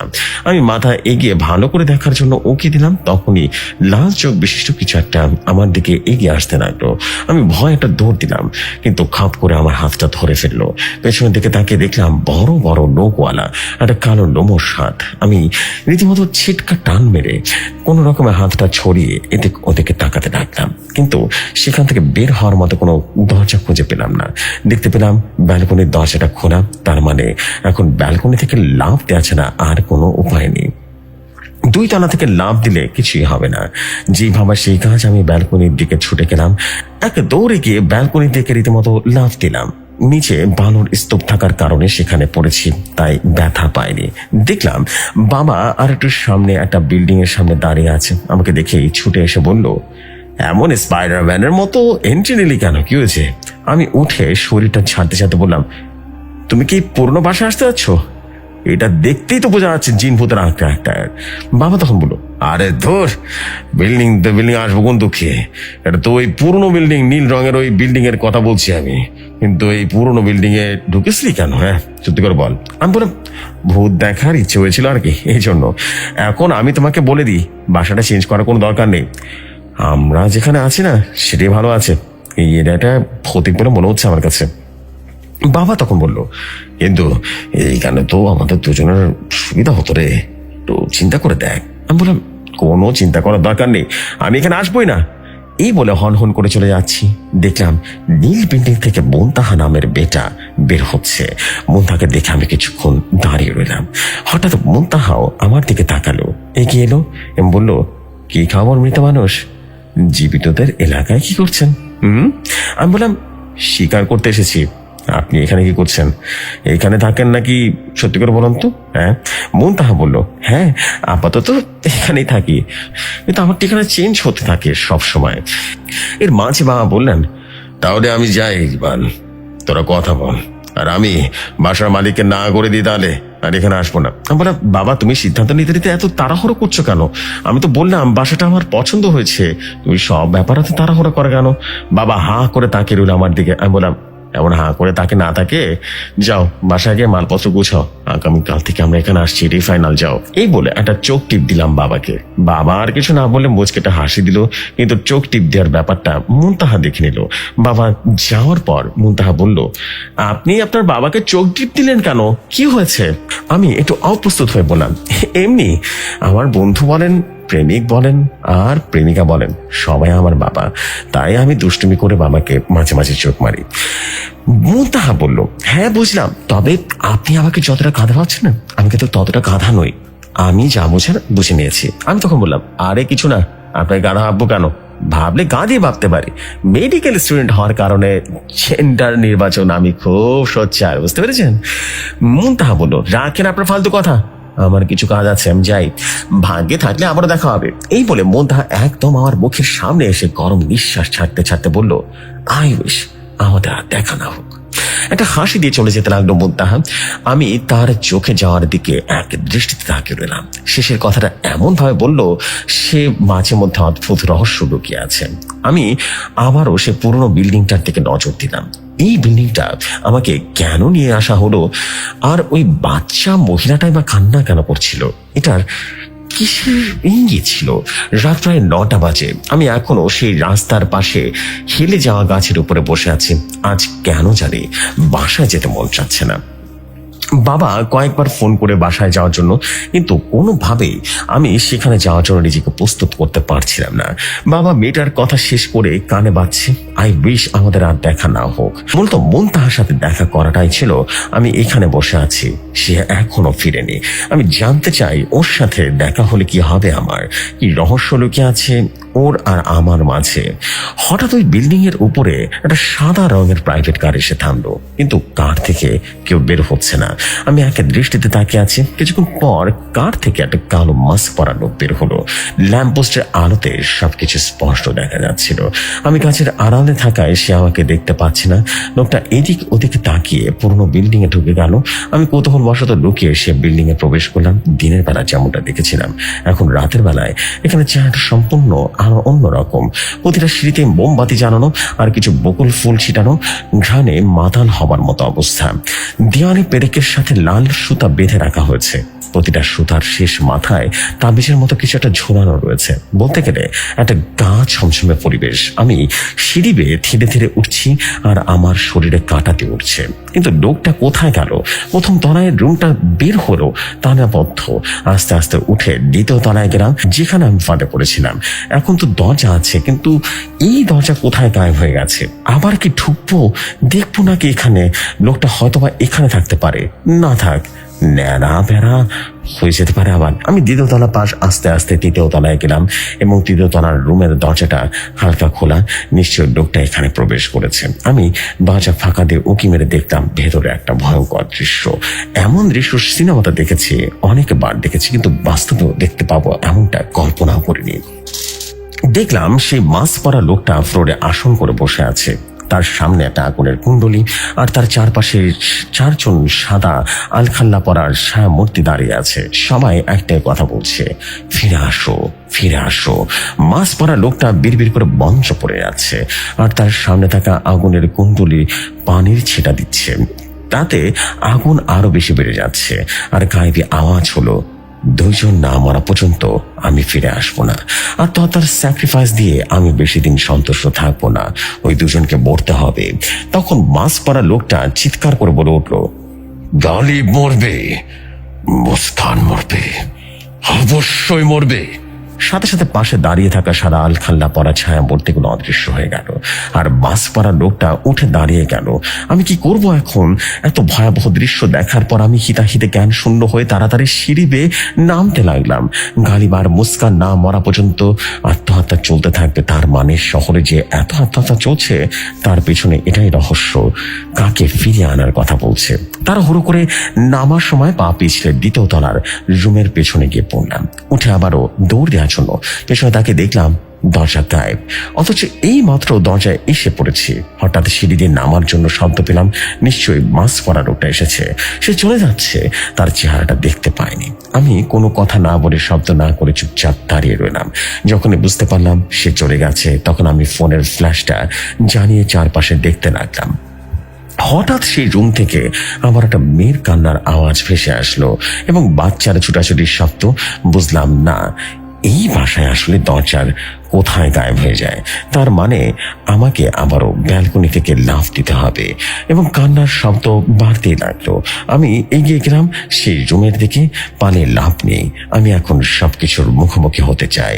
এর সাথে আমার সম্পর্ক কি সেটা খুঁজে বের করবই আমি সেই কান্নার শব্দ আসার রুমের কাছে যেতে আস্তে আস্তে ধাক্কা খেলাম দরজায়। ক্যাত করে একটা শব্দ হলো, খুলে গেল। কান্নার শব্দ বন্ধ হয়ে গেল আচমকা। সম্পূর্ণ অন্ধকার রুমটা, ফ্ল্যাশের আলোতে কাঁপতে কাঁপতে ঢুকে পড়লাম। কাউকে দেখতে পাচ্ছি না। আমি ডাক দিলাম, কেউ আছেন? কারো কোনো শব্দ নেই। রুমের কোনো এক কোণে এক বড় কাঠের বাক্স দেখতে পেলাম। আমি মোবাইলটা গলা দিয়ে চেপে ধরলাম এবং কাঠের বাক্সের দিকে এগিয়ে গেলাম। দেখতে পেলাম অনেক পুরনো সেটা, তলায় ঝংকার ধরে গেছে। আমি তারাটা হাত দিয়ে কয়েকটা মোচড় দিতেই সেটা ভেঙে গেল। বাক্সটা খুলতেই সেটা চিচি করে শব্দ হলো এবং বড় বড় ইঁদুর বেয়ে দৌড়াতে লাগলো। আমি ঘাবড়ে গিয়ে পিছিয়ে গেলাম। এরপর আবারও সেদিকে এগিয়ে দেখলাম বাক্সের ভেতর থেকে অনেক সুন্দর সুন্দর জামা কাপড় রাখা। নেড়ে চেড়ে বুঝলাম সব মেয়েদের জামাগুলো বের করে এক এক করে নিচে রাখলাম। বাক্সের এক কোনায় একটা ডায়েরি দেখতে পেলাম। আমি ডায়েরিটা হাতে নিয়ে উপরের ধুলোময় গুলো পরিষ্কার করে দেখলাম সেখানে লেখা ঋতুর ডায়েরি। তখন মনে হলো আমার পেছন থেকে কেউ দৌড়ে চলে গেল। আমি পেছনে তাকিয়ে দেখলাম কেউ নেই। আমি আবারও সামনের দিকে তাকিয়ে ডায়েরিটা খুলতে যাব, তখনই আবারও কারো দৌড় দেওয়ার আওয়াজ পেলাম। এবার সাথে সাথে পেছনে তাকিয়ে দেখলাম একটা ছোট বাচ্চা বের হয়ে গেল রুম থেকে। আমি ডায়েরিটা রেখে রুম থেকে বের হয়ে বাচ্চাটাকে খুঁজতে রাখলাম। বাবু, এভাবে আমাকে ভয় দেখিও না, আমার সামনে এসে চকলেট দেবো। হঠাৎ মনে হলো আমার সামনে কেউ এসে দাঁড়িয়েছে। আমি তাকিয়ে দেখলাম একটা ফুটফুটে বাচ্চা হাত বাড়িয়ে দাঁড়িয়ে আছে। আমি তাকাতে সে বলল, চকলেট দাও। আমি থতমত খেয়ে গেলাম। আমি জানি এটা জীবিত কোনো বাচ্চা নয়, তবে ভয় পাওয়া যাবে না। বাচ্চাকে দেখে ভয় পেলে আমার মান ইজ্জত থাকবে না। আমি বললাম, চকলেট দিব, তবে আমাকে বলো এখানে তুমি ছাড়া আর কে আছে? বাচ্চাটা মুখে কিছু না বলে হাতের ইশারায় আমাকে পেছনে তাকাতে বলল। আমি পেছনে তাকিয়ে যা দেখলাম তাতে আমার চোখ কপালে উঠে গেল। দেখলাম আরো অনেক বাচ্চা সেখানে দাঁড়িয়ে আছে। সবার চোখগুলো ভয়ঙ্কর সাদা ধপধপে, চোখে কোনো মনি নেই। আমি ব্যালকনি থেকে লাফ দেওয়ার জন্য আবারও আহ্বান করলাম, প্রস্তুতি নিলাম। চকলেট লোভ দেখেছি, এখন চকলেট না পেলে এরা আমাকে খেয়ে ফেলবে। এবং যখন ঘুরে সেখান থেকে ব্যালকনির দিকে যেতে যাব, ঠিক তখনই আমার সামনে দিয়ে একটা বাচ্চা অনেক দূরে আরেকটা রুমে চলে গেল। আমি প্রচন্ড পরিমাণে চমকে গেলাম। পেছনে যেতেই কারোর সাথে সাথে ধাক্কা খেলাম এবং উল্টে পড়ে গেলাম। সব বাচ্চারা একসাথে হেসে উঠলো। এইটা দেখে তাকিয়ে দেখলাম বোন তাহা দাঁড়িয়ে আছে সেখানে, আর তার সাথে আমি ধাক্কা খেয়েছি। কিন্তু সে স্বাভাবিক না একদম। তার চুলগুলো ডাইনির মতো এলোমেলো, আর তার চোখ যেন লাল হয়ে গেছে, মুখে রক্ত লেগে আছে। আমি কাঁপতে কাঁপতে বললাম, আপনি কে? মুন্তাহা কর্কশ কণ্ঠে বলল, আবার তাহলে দেখা হয়ে গেল। তুই এখানে কেন এসেছিস? আমি একটা জিনিস চিন্তা করলাম মনে মনে, মেয়েটা যদি আমাকে মারতেই চাইতো তাহলে কেন প্রশ্ন না করে আমার উপরে হামলা করে দিত? যেহেতু সে আমাকে প্রশ্ন করেছে তার মানে সে আমাকে মারবে না। তার সাহস সঞ্চার করে নিজেকে সামনে নিয়ে বললাম, আমি তোমার প্রতি ফিদা মেরি গাড়ি বুকা ভাম্পায়ার। তোমার জন্য সেই বিকেল থেকে রাস্তা নিয়ে বসেছিলাম, আর তুমি এখানে ঢুকে বসে আছো। মুন্তাহাটা হুঙ্কার দিল। সব বাচ্চারা ভয় পেয়ে একটা রুমে চলে গেল দৌড়ে। এবার মুন্তাহা এক ঝটকায় আমার কাছে এসে আমার গলাটা চেপে ধরে উঁচু করে দেওয়ালের সাথে লাগিয়ে বলল, যদি সত্যি এসব বন্ধ করতে চাস তাহলে এখান থেকে চলে যা। গালিব আর মুস্কানকে খুঁজে বের কর। আমি কোনো মতে বললাম, গলা ছাড়েন। গলা না ছাড়লে কথা বলবো কিভাবে? মুন্তাহা আমার গলাটা ছেড়ে দিয়ে স্বাভাবিক রূপে ফিরে এলো আর বলল, তুমি কি জানো তোমার পেছনে এরা কেন পড়ে আছে? আমি গলা ডলতে ডলতে বললাম, এই প্রশ্নের উত্তর খুঁজতেই তো আমি ক্লান্ত হয়ে গেছি। আমি তোমাকে সেদিন কবরস্থানে দেখেছি, বলেছো তোমাকে দাফন করতে, কিন্তু তোমরা তো আমাকে দাফন করতে দিচ্ছিলে। ওটা স্বপ্ন নাকি বাস্তব ছিল, আমি কনফিউজড। আচ্ছা এসব কথা বাদ দাও, তুমি আমাকে বলো এসবের সাথে আমার সম্পর্ক কি? হ্যাঁ, মুন্তাহা তখন বলল, সম্পর্ক নেই কেন, তবে তুমি পারবে এসব বন্ধ করতে, কারণ তুমি বংশ পরম্পরায় একটা শক্তি পেয়েছো। সেই শক্তি সম্পর্কে তোমার কোনো ধারণা নেই। আমি বললাম, মানে কিসের শক্তি?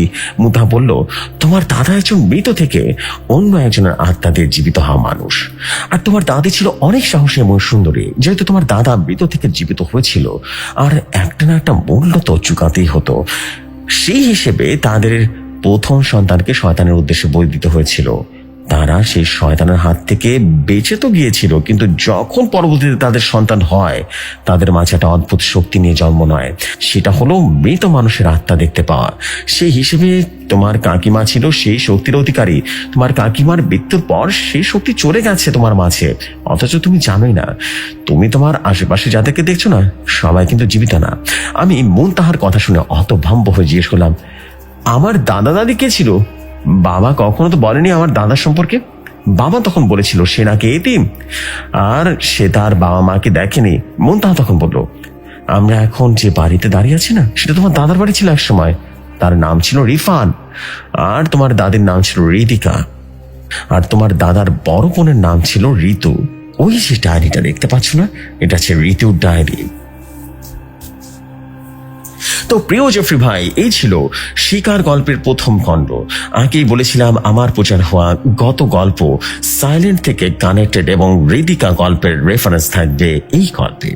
ইনশাআল্লাহ আগামী সপ্তাহে দ্বিতীয় খণ্ড শেয়ার হবে। সেই পর্যন্ত সবাই সাথে থাকুন। জেফরি ভাইয়ের দীর্ঘায়ু কামনা করে আজকের মতো বিদায় নিচ্ছি। ভৌতিক কথা দীর্ঘজীবী হোক। আসসালামু আলাইকুম। আমি গালিব আবরার বলছিলাম। এই গল্পের মূল লেখক আমি নিজে।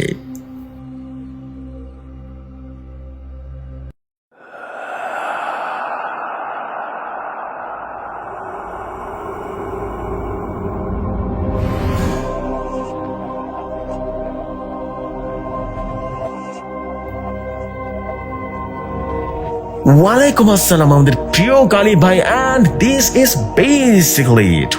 Wow, what a চমৎকার story, what an amazing story. This is what I call the story of beauty. Exactly, and the story of beauty কিন্তু একমাত্র একজনই দিতে পারে, সেটা হচ্ছে আমাদের প্রিয় ভাই গালিব ভাই, গালিব আবরার ভাই। ওরে ভাই ফাটাই ফেললাম তো। This is absolutely nice story. This is absolutely super beautiful story. This is what I call the story of beauty, basically. এবং সবচেয়ে মজা লেগেছে যে রিদিকার একটা রেফারেন্স আছে, রিদিকার একটা বংশ পরম্পরা, ওটার একটা বিষয় থাকবে। ওরে ভাই কোন গল্প কোন দিকে যাচ্ছে। জোস ছিল প্রতিটা, মানে ঘটনা প্রতিটা মুহূর্তে শুধু টুইস্ট ছিল, অদ্ভুত ব্যাপার স্যাপার ছিল, সাসপেন্স ছিল, ভয় ছিল, ভীতি ছিল, মানে এক কথায় জাস্ট অ্যামেজিং ছিল সত্যি। আমি মানে কি বলবো আমি জানি না। দিস ইজ অ্যাবসলিউটলি অসাম একটা স্টোরি ছিল ভাই। আমি সত্যি খুবই অভিভূত যে এত ভালো একটা ঘটনা আমি শোনাতে পারলাম সবাইকে। এবং এটা কিন্তু আমাদের গালিব ভাইয়ের লেখা শিকার গল্পের প্রথম খণ্ড আমরা দেখলাম বা খণ্ড পড়লাম। ইনশাল্লাহ দ্বিতীয় খণ্ড খুব শুনে আসবে, বিকজ আমি জানি যে আমাদের গালিব আরোহের পরবর্তী পর্যায়ে আরো বড় একটা স্টোরি থাকছে এবং বোঝা যাচ্ছে যে এই গল্পটা দারুণ রকম ভাবে সামনের দিকে এগিয়ে যাবে। অসাধারণ। আমি বলবো this is what we called nailed it bro. Thank you very much, thank you very very much for a story, and thank you very much আমাদের প্রিয় গালিব ভাই। আপনার পরবর্তী ঘটনার অপেক্ষায় থাকলাম, আর দেরি করবো না, চলে যাচ্ছি পরবর্তী ঘটনায়। অ্যান্ড গালিব ভাই থ্যাংক ইউ ভেরি মাচ। খুব সুন্দর একটা স্টোরি ছিল, খুবই সুন্দর একটা স্টোরি ছিল। আমার কাছে খুব বেশি ভালো লেগেছে। মনে হচ্ছিল যে this is what you call the story, এটাই চাচ্ছিলাম বেসিক্যালি। আমি মনের মতো একটা স্টোরি পেয়েছি। Thank you very much. So আমি আর দেরি করবো না, আমি চলে যাচ্ছি পরবর্তী ঘটনা। আশা করছি পরবর্তী ঘটনা আপনাদের কাছে অনেক ভালো লাগবে। চলে যাই ঘটনায়।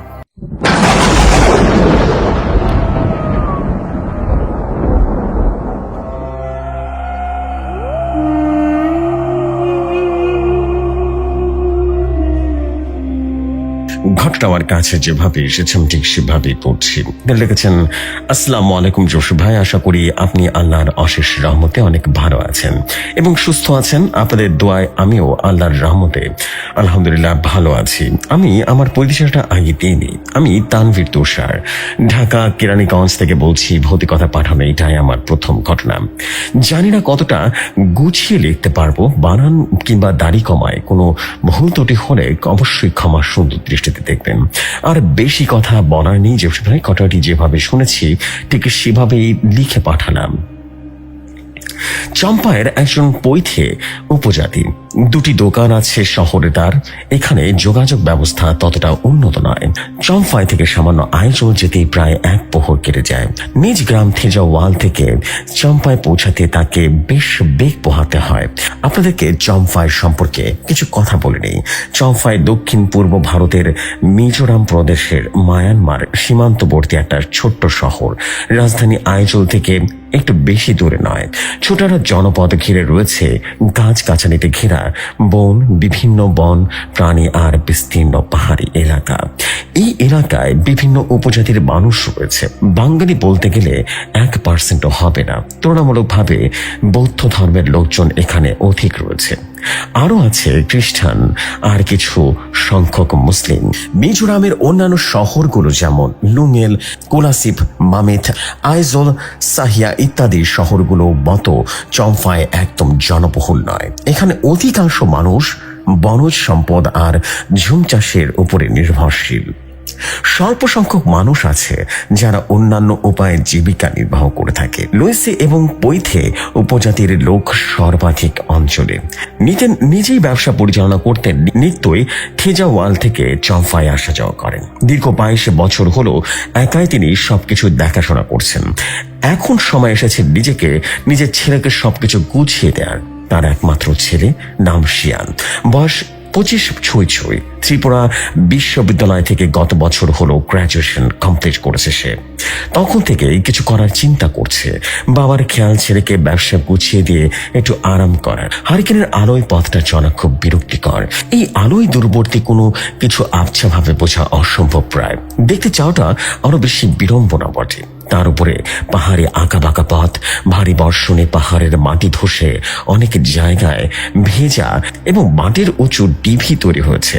পা পড়লেই দেবে যায়। মাটিগুলো এক প্রকার এমন আঠালো যে পা একবার পড়লে তুলে আনতে বেশ বেগ পোহাতে হয়।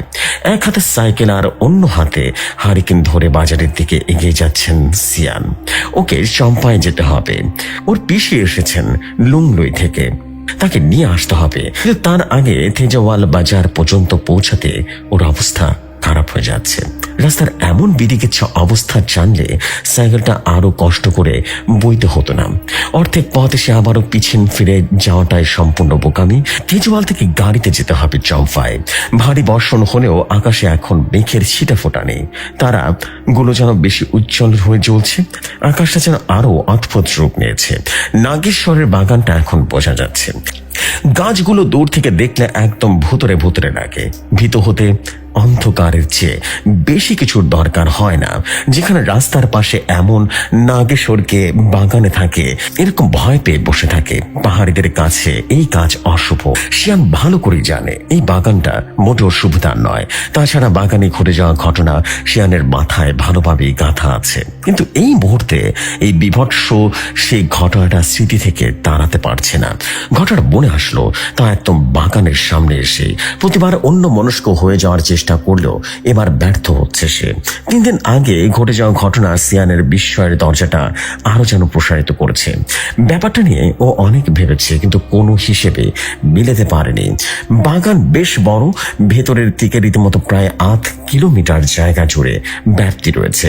তবে মূল রাস্তা থেকে এটি প্রায় গজ 50 দূরে অবস্থিত, যে কারণে তারা ক্ষীণ আলোতেও বাগান বারবার উপরের দিকে তাকানোর এবং গাছগুলো বেশ ভালোভাবে বোঝা যাচ্ছে।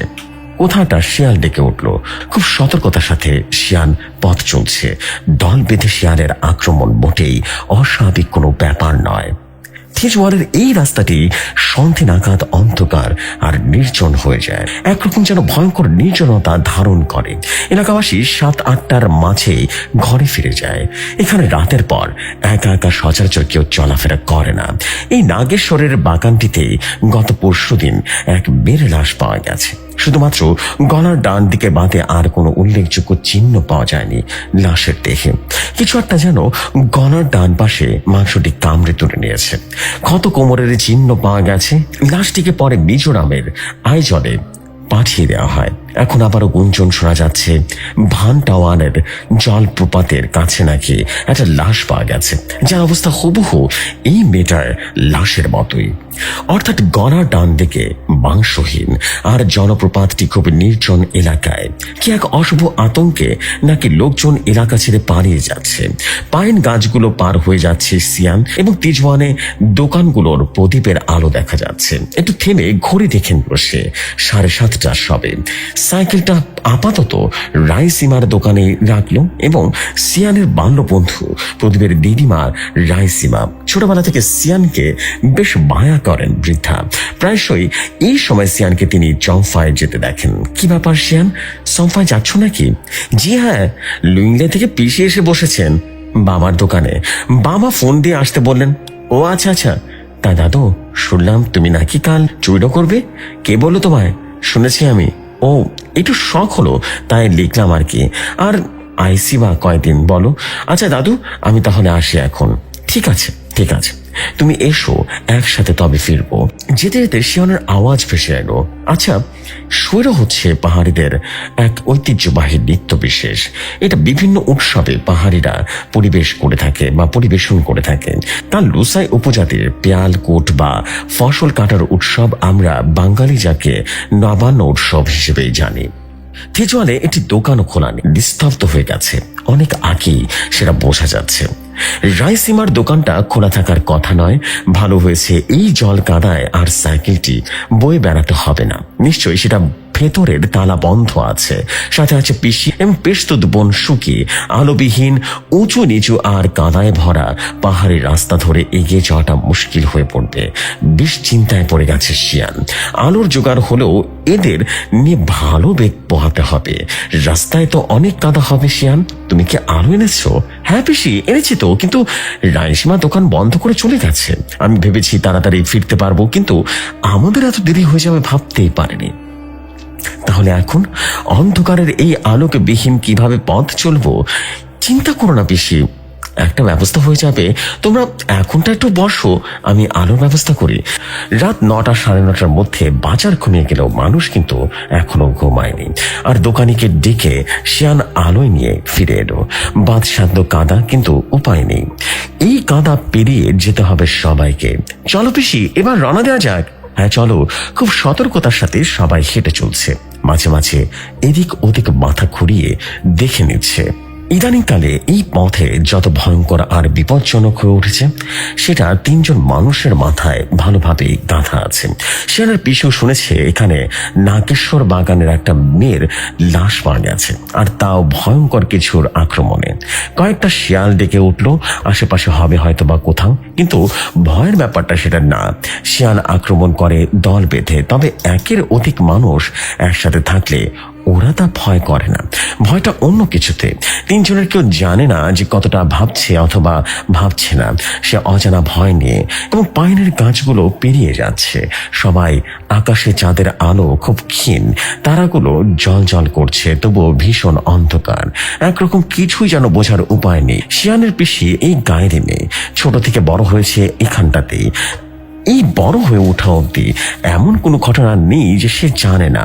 আদপে এমন উল্লেখযোগ্য ঘটনা অথবা ভীতিকর ঘটনাও গায়ে ঘটেনি, কিন্তু ইদানিংকালে ঘটনাগুলো তাকে ভীষণ ভীত করে তুলছে। তাই নিজ গায়ে এসেও সে বেশ ভয়ে ভয়ে পথ চলছে, যেটা সে কখনোই করে না। সে পার্থক্য শিয়ান আর সুকি ভালোভাবে বুঝতে পারছে। তোমার বাবা এখন কটায় ফেরেন? হঠাৎ পিসি এমন প্রশ্ন শুনে পিছন ফিরে ঘুরল শিয়ান। এই তো পিসি 10টা নাগাদ বাবা চলে আসেন। বলতে বলতে আবারও পথ চলতে শুরু করল। মায়ের শরীরটা এখন কেমন আছে? এখন কি হাঁটতে পারেন? হ্যাঁ দাদু, এখন বেশ সুস্থ আছেন। কালকেও দেখলাম হাঁটতে পারে দিব্যি। এবং পরিমলের বাসায় গেছেন?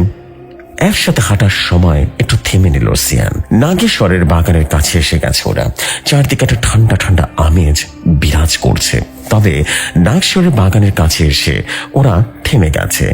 তবে আকাশ আর মাটি যে প্রকৃতিগতভাবে সামঞ্জস্য থাকে, আকাশ ভরা তারা, চাঁদের আলো, ধুলোর পথ সব মিলিয়ে পরিবেশটা এক নৈসর্গিক গ্রাম্য রূপ নিয়ে সেখানে এখন নেই।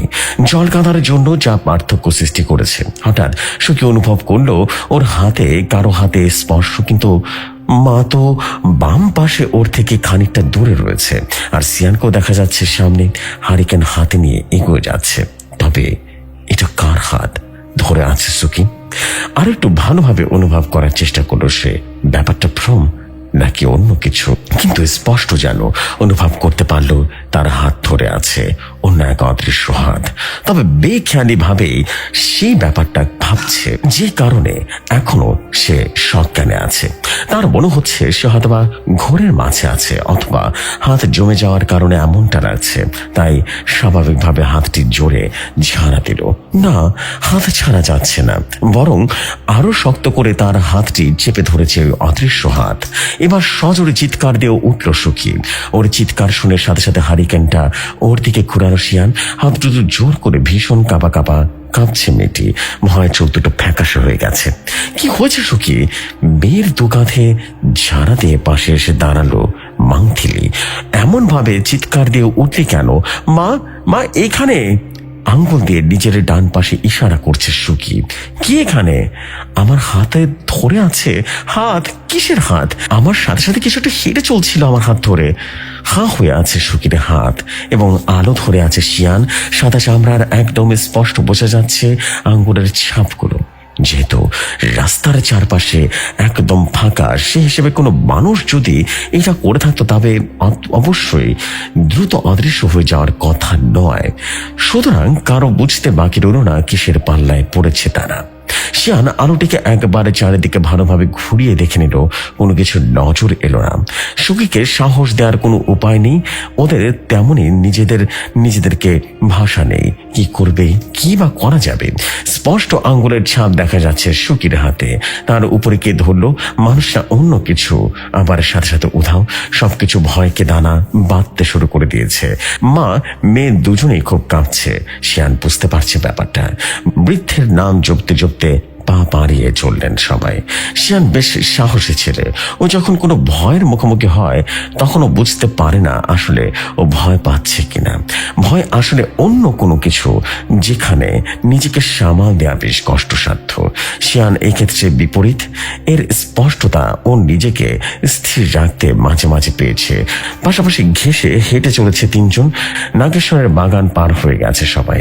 শিয়ান ভাবতে পারে না ওর বাবা এত রাতে কি করে চম্পাই থেকে থেজওয়াল আসেন। যদিও 4 থেকে 5 জন একসাথে থাকে, তবুও ওই জায়গায় খুব খারাপ একটা কিছু আছে, সবাই জানতো এটা। হঠাৎ চোখের সামনে দিয়ে কিছু একটা দৌড়ে চলে গেল। শিয়াল না বেড়াল বোঝা গেল না। সুখী আরো শক্তভাবে শিয়ানের হাতটা চেপে ধরল। বড় কৃষ্ণচূড়ার গাছটি পার হয়ে যাচ্ছে ওরা। ছিমছিমে অন্ধকার আর নীরব স্থানে পাহাড়িরা চলতে অভ্যস্ত। অন্ধকারের ক্ষীণতম আলো তাদের কণ্টকাকীর্ণ ঝোপ জঙ্গল আর পাহাড়ে পথ চলতে শুরু করলো। বিন্দু পরিমাণ বেগ আর কারণ হয় না। তারা যেমন পরিশ্রমী তদ্রূপ কঠোর, তাই বন ভয় কিন্তু নেই। লোকমুখে শোনা যায় মিজোরাম এক সময় হিন্দু রাজা রাজেন্দ্র বর্মন খুব প্রতাপের সঙ্গে রাজত্ব করতেন। পাহাড়িদের ওপরে তার অত্যাচারের কোনো সীমা ছিল না। তার অত্যাচার অতিষ্ঠ হয়ে বেশিরভাগ মানুষই পাহাড়ি মিজোরাম ছেড়ে পার্শ্ববর্তী জনপদগুলোতে চলে যায়।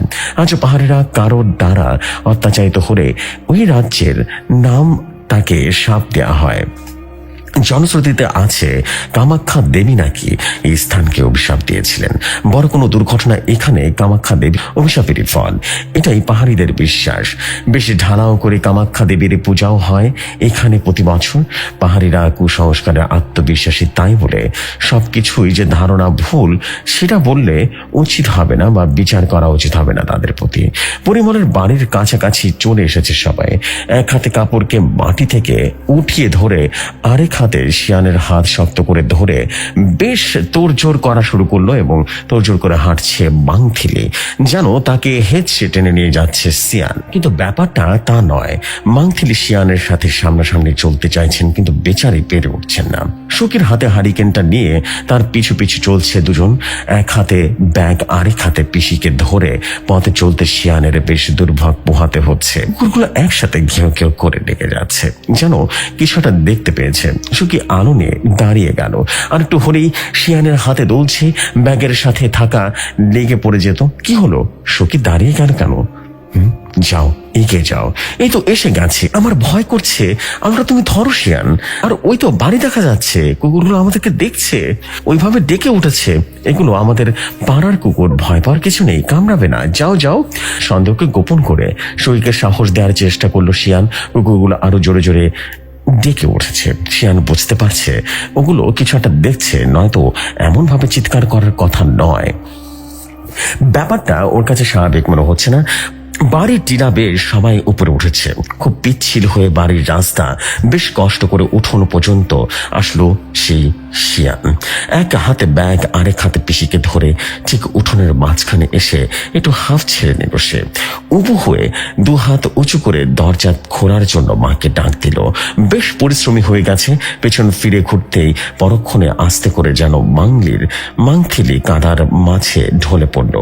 মাকে নিথর হয়ে পড়ে যেতে দেখে জোরে জোরে চিৎকার দিল সুকি, এবং শিয়ানও বেশ হতভম্ব হয়ে পিসিকে এমন বেহুশ হইতে দেখে পিসির কোনো মতে নিজের ডান হাতটা তুলে চেঁচিয়ে বাঁকে ধুকে রীতিমতো দরজা খোলার জন্য চেষ্টা করছে শিয়ান। ভাঙা দরজা ফাঁক দিয়ে দাঁড়ো দেখা যাচ্ছে। বাইরে এসে সবাই ধরাধরি করে ঠানসীমাকে ঘরে নিয়ে গেল। কিরে নিতেন, এবার দোকানটা বন্ধ করে আয়, 11টা বাজতে চললো তো। অতুল খুবই অবাক হয়েছে আজ নিতেনকে এত সময় দোকান খোলা রাখতে দেখে। সব সময় নিতেন ওই সবাইকে ডাকাডাকি করে বাড়ির পথে নিয়ে যায়, আজ অতুলের সবাইকে এক করেছে। একটু একটু বস তোরা, আমি ময়ঙ্ককে মালদোর টেনে নিয়ে আসছি। তোর ছোকরাগুলো কোথায় আছে রে? ওকে তো আগে কোথাও পাঠিয়ে দিয়েছি। সুখন, পীযূষ, বৈথাং ওরা কোথায়? নেপালের দোকানে চা খাচ্ছে। পরশু মায়ংপালের মেয়ের বিয়ের অনুষ্ঠান, নিতেনের দোকান থেকে যাবতীয় খরচপাতি নিচ্ছে। চম্পায় নিতেন এই দোকানের সব থেকে বড়, শুধু বড় বললে ভুল হবে, দোকানের বানামাল কোনোতে সারাদিনই তার দোকান সমাগম থাকে এবং কাস্টমারের ভিড়ে। 22টি বছর ধরে চম্পায়ের ব্যবসা করছেন নিতেন। কোনোদিন গায়ে পড়ে কারোর সাথে রেশারেশির কোনো ঘটনা ঘটেনি।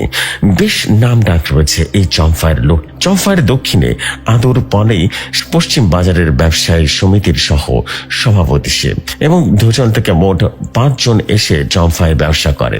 প্রত্যেকেরই বাড়ি এঘর ও ঘরে। সুকুন আর মৈত্রা নিতেনের চাচাতো ভাই, পীযূষ দুঃসম্পর্কের আত্মীয়, আর অথুল তার ভাইপো, কিন্তু রক্তের নয়, তবে বয়স সমবয়সী। কি হলো হ্যাঁ? চল। দোকান বন্ধ করে এবার বাড়ির পথ ধরলো তারা। এত রাতে কেউ হেঁটে হেঁটে তেজওয়াল যাবে না, এটা সবারই জানা। তবু এই গাড়ি নিজেই চলে যাবে, জানিয়ে যাবে, এটা নিজেরাই ম্যানেজ করে নিয়েছে। এতে ঝামেলাও আছে বেশ।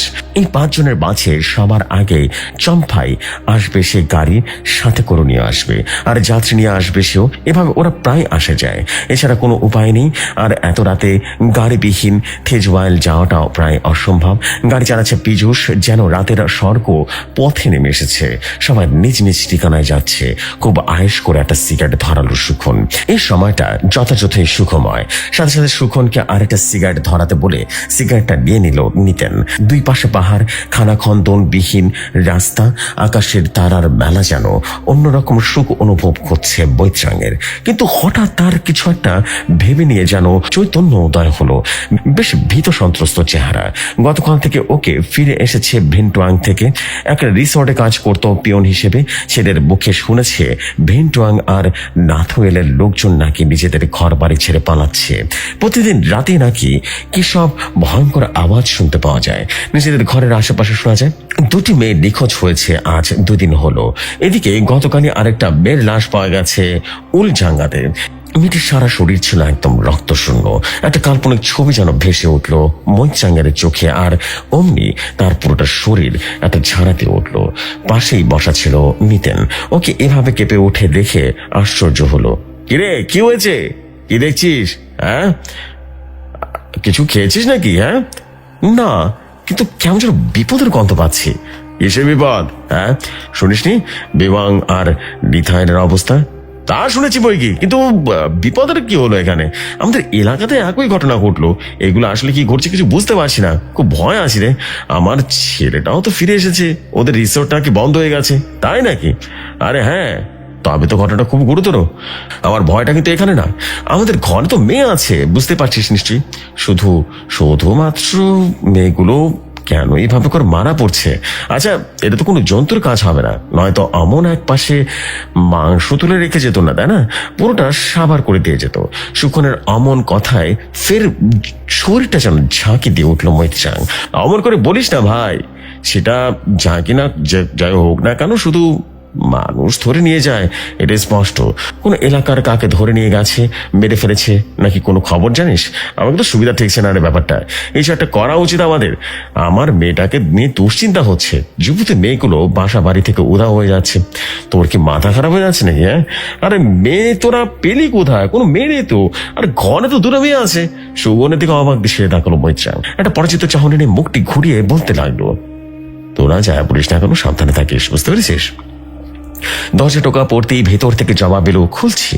সাথে সাথে জবাব শুনে বুঝতে পারলো নিতেন জেগে আছে মিনা মানতি। কিন্তু এত রাত অব্দি কিভাবে জেগে আছে? জেগে থাকার তো কথা নয়। ভেতরে ঢুকেই কিছুটা আশ্চর্য হলো।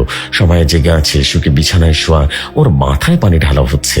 বোঝা যাচ্ছে মেয়েটা অসুস্থ হয়ে পড়েছে। কি হয়েছে ওর? হঠাৎ করে জ্বর উঠেছে, জবাব দিল শিয়ানের মা। ওষুধ টষুধ খাইয়েছে কিছু? হ্যাঁ খাইয়েছে তো। গ্রামের বাতাস তো ঠিক থাকছে না রে ভাই। মাংথিলি অবাক হয়ে প্রশ্ন করলো, নিতেন কেন, কি হয়েছে? হ্যাঁ, পথে করে যা পুরো ঘটনাটা বললো মাংথিলি। তারপর আমি জ্ঞান হারায়, সুখে শরীর কাঁপিয়ে জ্বর আসে। নিতেনের মনে এবার মৈথাঙ্গের কথাগুলো ভালোভাবে দাগ কাটলো। মৈথাঙ্গের ধারণা তবে সত্যি, কিন্তু কোথাও যেন চিৎকার চেঁচামেচির আওয়াজ হচ্ছে। সবাই শুনতে পেল, অনেক মানুষ জড়ো হয়ে আওয়াজ দিচ্ছে। সবাই এক হও, সবাই এক হও। দৌড়ে ঘর থেকে বেরিয়ে গেল নিতেন।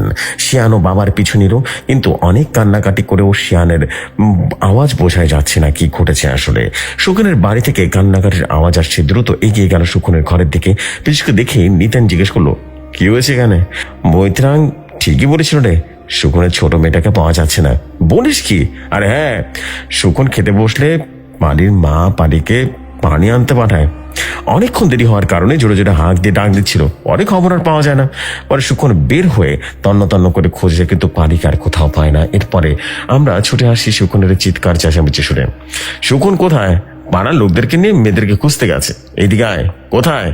আরে আয় না আমার সাথে। আরে জিনিস দেখায় তোকে। পাকের ঘরের কাছে বড় বড় পায়ের ছাপগুলো স্পষ্ট দেখতে পেল শিয়ানো। বুঝলি এবার? অবাক দৃষ্টিতে তাকিয়ে রইল নিতেন আর বলল, খুব ভয়ঙ্কর জানোয়ার হবে। তার মানে সত্যি আমাদের গায়ে অশুভ শক্তির কিছু একটা ছায়া পড়েছে। সে তো অনেক আগেই। পীযূষের চোখের দিকে চাইল নিতেন, যেন পৃথিবীর সব আতঙ্ক ওর চোখে বিরাজ করছে। কিন্তু এই আপদ আসলো কোত্থেকে? আবার বন্ধ করে কামাখ্যা দেবীর পুজো। তোমারই তো সাই দিয়েছ। কামাখ্যা দেবী সন্তুষ্ট হয়েছেন, তিনি প্রসাদ গ্রহণ করেছেন। আরো কত কি। আলোটি রীতিমতো পায়ের ছাপের কাছে এসে গেল নিতেন, এবং পায়ের ছাপটি বেশ বড় বড়, একদম মানুষের পায়ের মতো, কিন্তু আঙ্গুলের ছাপ দেখা যাচ্ছে। অর্থাৎ সেটা প্রাণী হোক বা কোনো কিছু হোক না কেন, শিয়ানকে বাড়ি ফিরতে বলল দিতেন। এদিকে গায়ের লোকজন সবাই জড়ো হয়ে গেল। কেউ নাকি হঠাৎ করে ছোটাছুটি করতে দেখেছে কিছু একটা ঝোপের মধ্যে। এক মুহূর্তে শিয়ানও খুব বড় ধরনের আতঙ্কিত হয়ে গেল। শিয়ান ভেবে পায় না মেয়েদের কেন ধরে নিয়ে যাচ্ছে। পুরুষ মানুষের কোনো কিছু যেন করছে না সে জানোয়ারগুলো। কি এর রহস্য ভাবতে ভাবতে মাথা তুলে দেখলো বাড়ির সামনে বাঁশঝাড় দেখা যাচ্ছে। ওদিকে টর্চের আলো মারতেই একদম যেন জমে গেল, যেন স্বর্গ থেকে নেমে আসা এক অপ্সরা দাঁড়িয়ে আছে বাঁশঝাড়ের ধারে। মুখ বেয়ে ঠোঁট বেয়ে রক্তের ধারা, যেন শিয়ানকে ডাকছে আর অদৃশ্য প্রেমের মোহ নিয়ে যাচ্ছে। মেয়েটি শিয়ানের মুখোমুখি এসে দাঁড়ালো, ওর চারপাশে একবার চক্কর দিল এবং সামনে এসে দাঁড়ালো। খুব সতর্কতা ভাবে একভাবে যেন শিয়ানের শার্টের দিকে গেল, বিন্দু মাত্র যেন নড়ছে না শিয়ান। তারপর শার্ট দিয়ে নিজের মুখ থেকে গড়িয়ে আসে সে রক্ত পরিষ্কার করে নিল মেয়েটি। ফের রক্ত মাখা শার্টটি শিয়ানের দিকে দিল। অবাক হয়ে শিয়ান কিছু দেখছে। দুটো চোখ, দাঁত স্পষ্ট দেখা যাচ্ছে মেয়েটার। শিয়ান মুখ খুলতে চাইছে কিন্তু পারছে না, গলাতে কথা বের হচ্ছে না। ও করতে চেষ্টা করছে, সেটাও পারছে না। কি বলতে চাইছে সেটাই বুঝতে পারছে না। মেয়েটার মুখের শব্দ শুনে যেন চোখ বড় বড় হয়ে গেল। আমি তোমাকে চিনি, তুমি শিয়ান, ক্ষতি করবো না তোমার, ভয় পেও না। তোমার সাথে আমার অনেক কথা আছে। নাগেশ্বর বাগানে আসে অশুনি বলে মৃত আওয়াজে আমাকে ডেকো, আমি এসে যাব। কেউ তোমার কিছু করবে না। আর চাইলেও আমাদের কেউ পুরুষ মানুষের ক্ষতি করতে পারবে না, কারণ আমাদের যে কোনো পুরুষকে স্পর্শ করতে সাথে বিষ যন্ত্র শুরু হয়ে যাবে, আর এতেই তার মৃত্যু ঘটবে।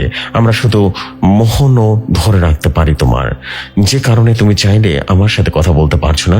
আমার দৃষ্টি দিয়ে তোমাকে দেখতে হচ্ছে, বন্দি করছি, তোমার সাহস আছে, অপেক্ষায় থাকবো তোমার, বলে মেয়েটি জঙ্গলে হারিয়ে যায়। এই ছিল ঘটনা। যে সময় ভালো লাগলে পড়ে শোনাবেন। আমি তানভীর তুষার।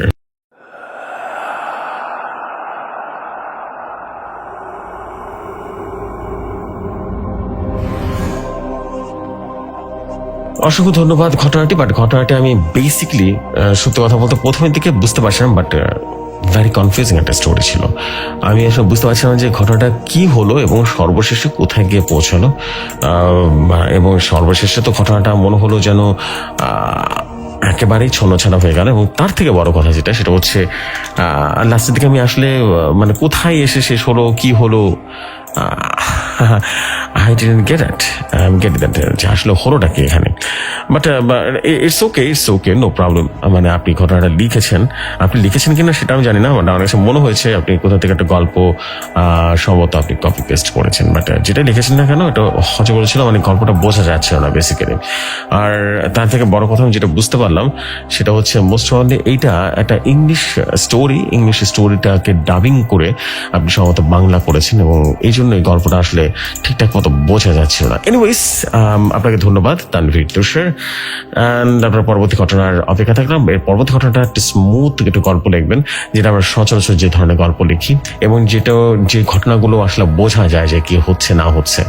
এটা আসলে বুঝতে পারছিলাম না, এটা আমি কেন, কেউ বুঝতে পারবো না গল্পের ভিতরে কি হচ্ছিল। অনেক একটু অন্যরকম ছিল বেসিক্যালি, বোঝা যাচ্ছিল না পুরো গল্পটা। কিছু কিছু জায়গায় বোঝা যাচ্ছিল, আবার কিছু কিছু জায়গায় একেবারে বোঝা যাচ্ছিল না। So this the fact. আমি আর দেরি করবো না, চলে যাচ্ছি পরবর্তী ঘটনায়।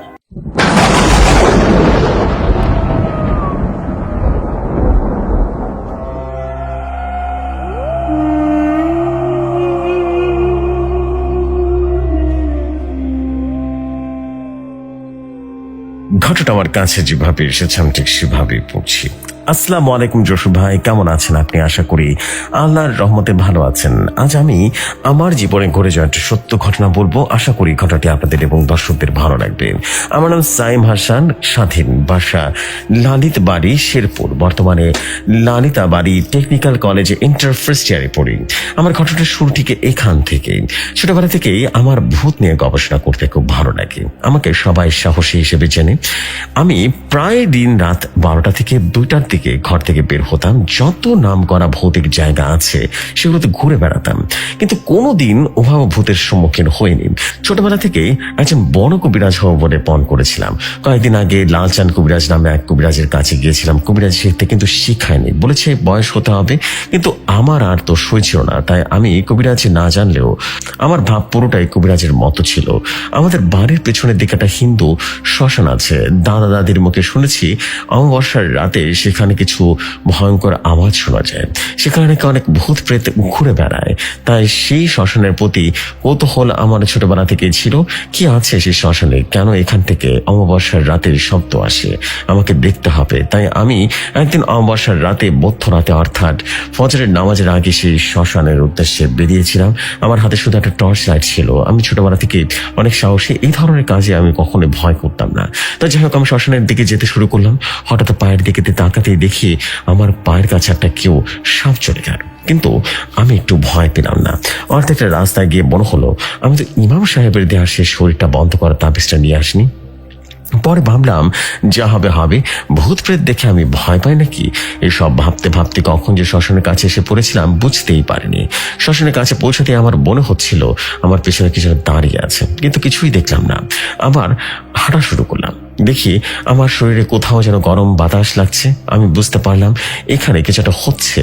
আর একটু আগে যা দেখলাম তা দেখার জন্য আমি প্রস্তুত ছিলাম না। দেখি বিচ্ছিরি চেহারার এক লোক আর একটা বিচ্ছিরি চেহারার মহিলা, তারা সারা মুখে রক্ত লেগে আছে। এটা তো হিন্দু পাড়ার বুড়ো কাকা, যাদের ডাক্তার মেরে ফেলেছিল, তাও 2 বছর আগে। এরা এখানে কি করছে? এইটা কি করে সম্ভব? কি তাদের সারা মুখে রক্ত লাগানো। এই বিচ্ছিরি চেহারার সঙ্গে সঙ্গে আমার হাতটা টর্চের লাইটটা পড়ে গেল। দেখতে দেখতে এমন কয়েকটা আত্মা আমাকে ঘিরে ধরলো। অমাবস্যার রাতে এই তীব্র অন্ধকারে তাদেরকে পরিষ্কার দেখা যাচ্ছিল। আমি তখন প্রচন্ড ভয় পেয়ে গেলাম। মনে মনে বললাম, হে আল্লাহ, আমাকে রক্ষা করো। সাথে সাথে আমি আয়াতুল কুরসি পাঠ করা শুরু করলাম। আমি পড়েই যাচ্ছি আয়াতুল কুরসি, আর দেখছি আওয়াজটা ধীরে ধীরে রক্ত খায়নি।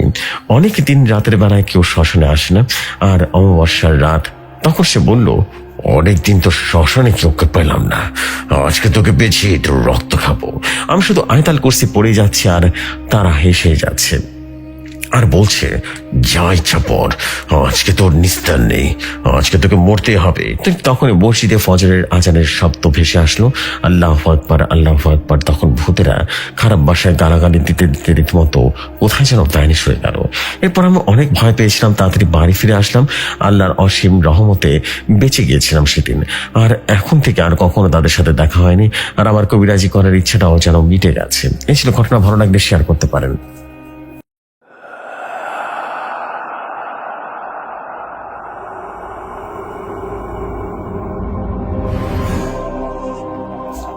অসংখ্য ধন্যবাদ এই ছোট স্টোরির জন্য। আপনার পরবর্তী ঘটনার অপেক্ষা থাকলাম। ভালো একটা স্টোরি দিবেন এরপরে, এবং আশা করছি মারাত্মক সুন্দর একটা স্টোরি আপনার কাছ থেকে পাবো, বিকজ আপনি ঘটনা সুন্দর করে লিখেছেন, শুধু অনেকটাই ছোট হয়ে গেছিল। Thank you so much. পরবর্তী ঘটনার অপেক্ষা থাকলাম, চলে যাই পরবর্তী ঘটনায়।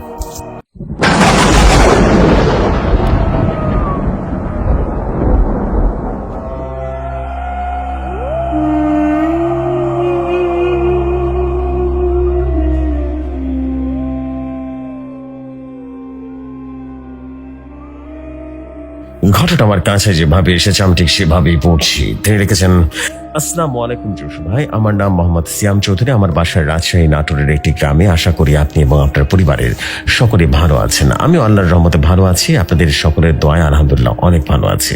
তো জোশ ভাই, এর আগে আমার দুটি ঘটনা শেয়ার করেছি, আজকের এই ঘটনাটি আমার তৃতীয় ঘটনা। আজকে যে ঘটনাটি শেয়ার করব সেটি আমি অনলাইন থেকে কালেক্ট করেছি, আশা করি আপনাদের ভালো লাগবে। এটি খুব ছোট ঘটনা কিন্তু অনেক ইন্টারেস্টিং।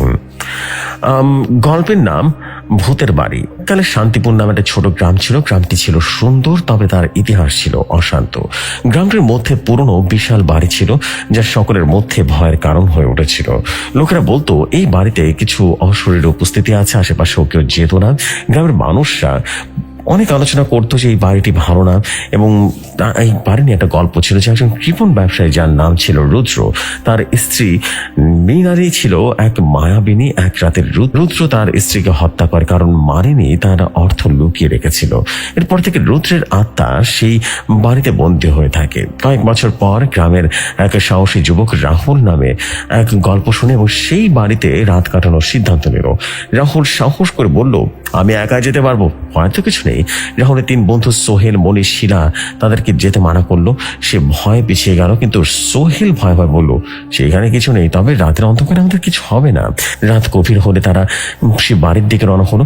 বাড়ির সামনে এসে তারা দেখলো বাড়ির দরজা খোলা। রাহুল বলল, দরজাটা খোলা, কেউ ভেতরে আছে বলে মনে হচ্ছে।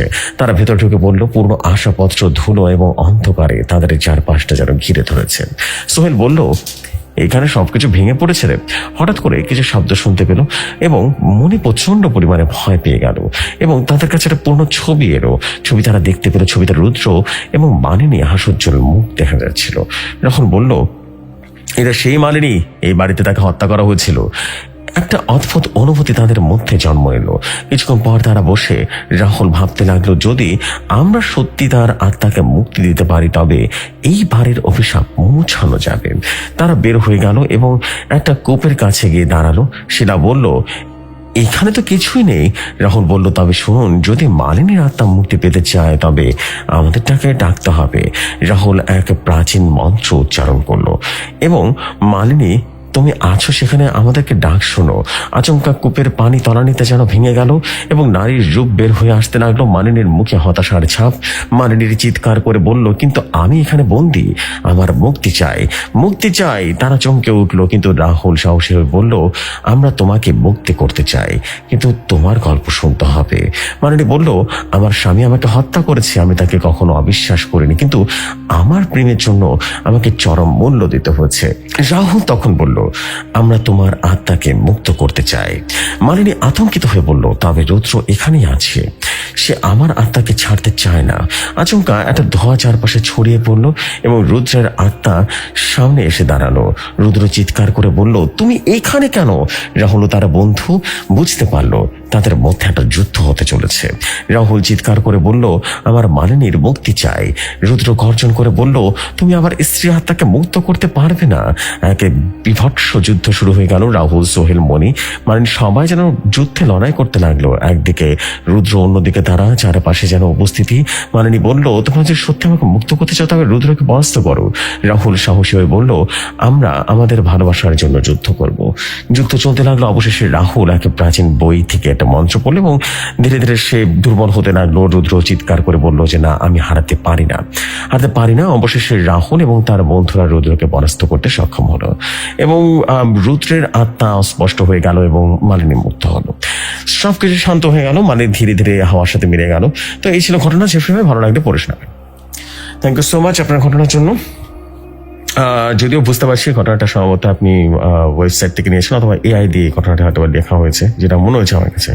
আমি স্টোরি একটু পড়লে বুঝতে পারি যে আসলে কোনটা কিরকম স্টোরি। যাই হোক, থ্যাংক ইউ সো মাচ। চলে যাচ্ছি পরবর্তী ঘটনা। আশা করছি পরবর্তী ঘটনা অনেক ছোট, সেটা ভালো লাগবে আপনার। চলে যাই পরবর্তী ঘটনায়।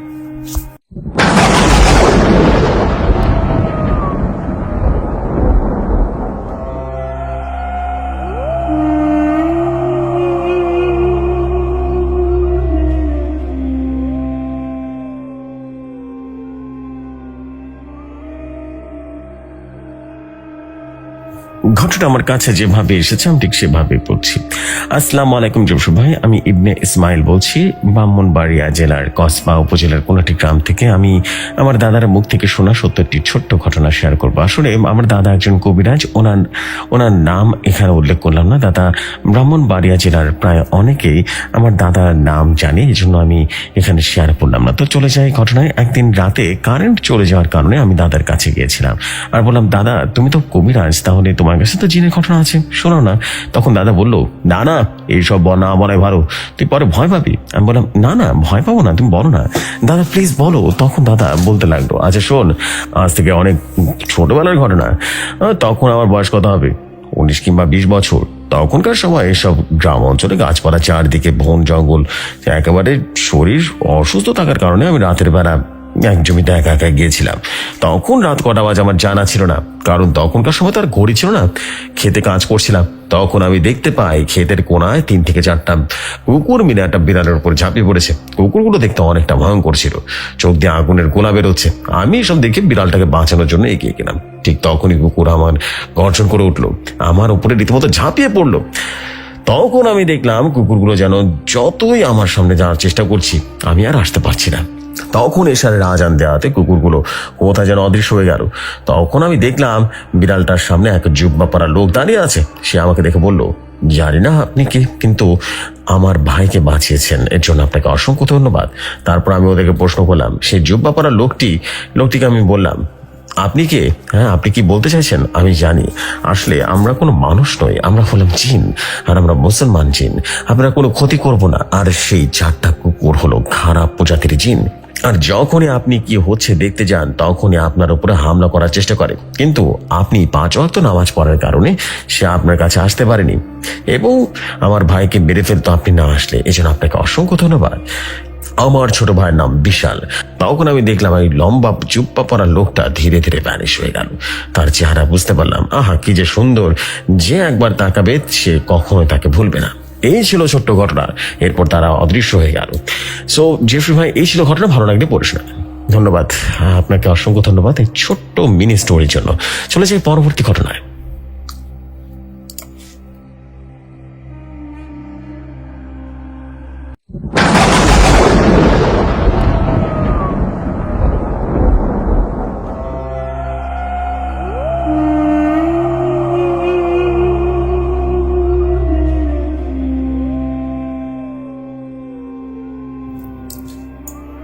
ঘটনাটা আমার কাছে যেভাবে এসেছে আমি ঠিক সেভাবে পড়ছি। খুবই ছোট ঘটনা, একেবারেই ছোট ঘটনা, তারপরে পড়ে ফেলছি বিকজ আপনারাই ঘটনা পাঠান। আপনারা যেমন ঘটনা পাঠাবেন তেমন স্টোরি শেয়ার করা হবে। এনিওয়েজ, চলে যাই সর্বশেষ ঘটনায়। তিনি লিখেছেন, আমি মোহাম্মদ জাহিদ ইসলাম, জেলা গাইবান্ধা। আমি একটা ঘটনা বলছি, 100% সত্যি ঘটনায়। আমি নিজে দেখেছি আমার গ্রামে একটা বাড়িতে ঘটে যাওয়া ঘটনা। বেশি কথা পারবো না, চলে যে ঘটনাটি ঘটেছে আমার একটা বন্ধুর ভাতিজার সাথে। আমার বন্ধু আর আমি একসাথে সন্ধ্যাবেলায় টিপ টিপ বৃষ্টি পড়ে এবং আমি আমার বন্ধুরা মিলে একসাথে দোকানে বসে আছি। সন্ধ্যাবেলায় টিপ টিপ করে বৃষ্টি হচ্ছে, তো আমরা বাদাম খাচ্ছিলাম, আলাপ করছিলাম। এর মধ্যে খবর আসলো আমার বন্ধুর ভাতিজাকে পাওয়া যাচ্ছে না। আমরা অনেক খুঁজলাম কিন্তু কোথাও খুঁজে পাওয়া গেল না। কিন্তু আমার বন্ধুর বাড়ি বাদাম ভেজেছিল এবং আমাদের গ্রাম ছিল নদী এলাকা এবং পাশে ছিল বড় একটা বিলটা অনেক খারাপ ছিল। যেহেতু বন্ধুর ভাতিজা, অনেক খোঁজ করার পর পাওয়া গেল না এবং কোথাও খুঁজে পেল না। এদিকে মানুষজন রীতিমতো এসে গেছে, কিন্তু এখনো মনে হচ্ছে কোথাও কাউকে পাওয়া যাচ্ছে না। বাড়ির পাশে যে বিলটা ছিল সেই বিলটাও ভালো না, যেহেতু 6 বছরের বাচ্চা। সো পিছিয়ে বের হয় জিন বা ভূত আমরা কাছে থাকে। আমরা সবাই চলে গেলাম এবং বড় মাছ ধরা জাল দিয়ে, রীতিমতো মাছ ধরা জালটির বেশ লম্বা হবে, 800 হাত লম্বা হবে। যেহেতু নদী এলাকার মাছ ধরে জীবন বাঁচানো হয়, সেই জাল বিলে জন মহিলা আসলে এবং কান্না করতে থাকলো। তো সদরে বলল যে শয়তান জিন আছে এখানে মহিলার সাথে। ভালো একটা ইমানদার জিন ছিল, সে কিছু দেখতে পেল এবং আমরা সবাই জানি এর সাথে কি হয়েছে। তো এরপর বাচ্চাটাকে পাওয়া গেল এবং তাকে সুস্থভাবে পাওয়া গেল। আমরা এত বেশি চেষ্টা করতাম না, হয়তো বা পাওয়া যেত 2-3 দিনের ভেতরে। আশা করি ঘটনাটি ভালো লাগলে পড়ে শোনাবেন। ধন্যবাদ আপনার ঘটনার জন্য। বাট ঘটনা আমি বেসিক্যালি বুঝতে পারিনি লাস্ট দিয়ে কিভাবে কি হলো, বিকজ আপনি কোথাও দাঁড়িয়ে কমাইজ করেননি। জাস্ট আপনি এটা কোনো রকম জাস্ট লিখে পাঠিয়ে দিয়েছেন, যেটা করা একেবারে উচিত না, নিশ্চয়ই জানেন। আমি বলবো যে এই ধরনের ঘটনা কখনো পাঠাবেন না, যেটা আসলে শোনাই যায় না বা বোঝাই যায় না কি লিখছেন। স্যার জাস্ট ব্যাপারটা হচ্ছে জাস্ট ঘটনা পাঠাতে হবে, এই জন্য ঘটনা পাঠাচ্ছেন, ব্যাপারটা এরকম হওয়া উচিত না। ব্যাপারটা হওয়া উচিত আপনি যে ঘটনাটা পাঠাচ্ছেন সেটা যেন স্মুথ হয়, যাতে সবাই শুনে বুঝতে পারে যে আপনি একটা অসাধারণ ঘটনা লিখেছেন। আশা করছি বুঝতে পেরেছেন। এমন কোনো ঘটনা আসলে বোঝাই যাচ্ছে না যেটা আসলে কি লিখেছেন, কোথা থেকে কি শুরু হলো বোঝা যাচ্ছে না, এমন কোনো ঘটনা লিখবেন না। সো এই ছিল বিষয়। আমি আর দেরি করবো না, আমি চলে যাচ্ছি কমেন্ট সেকশনে। আমি লাইভ সেকশনে চলে যাব, কিছু লাইভ কমেন্ট পড়বো আপনাদের ইনশাল্লাহ, এরপর আবারও ফিরে আসবো। সো চলে যাই সরাসরি লাইভ কমেন্টে।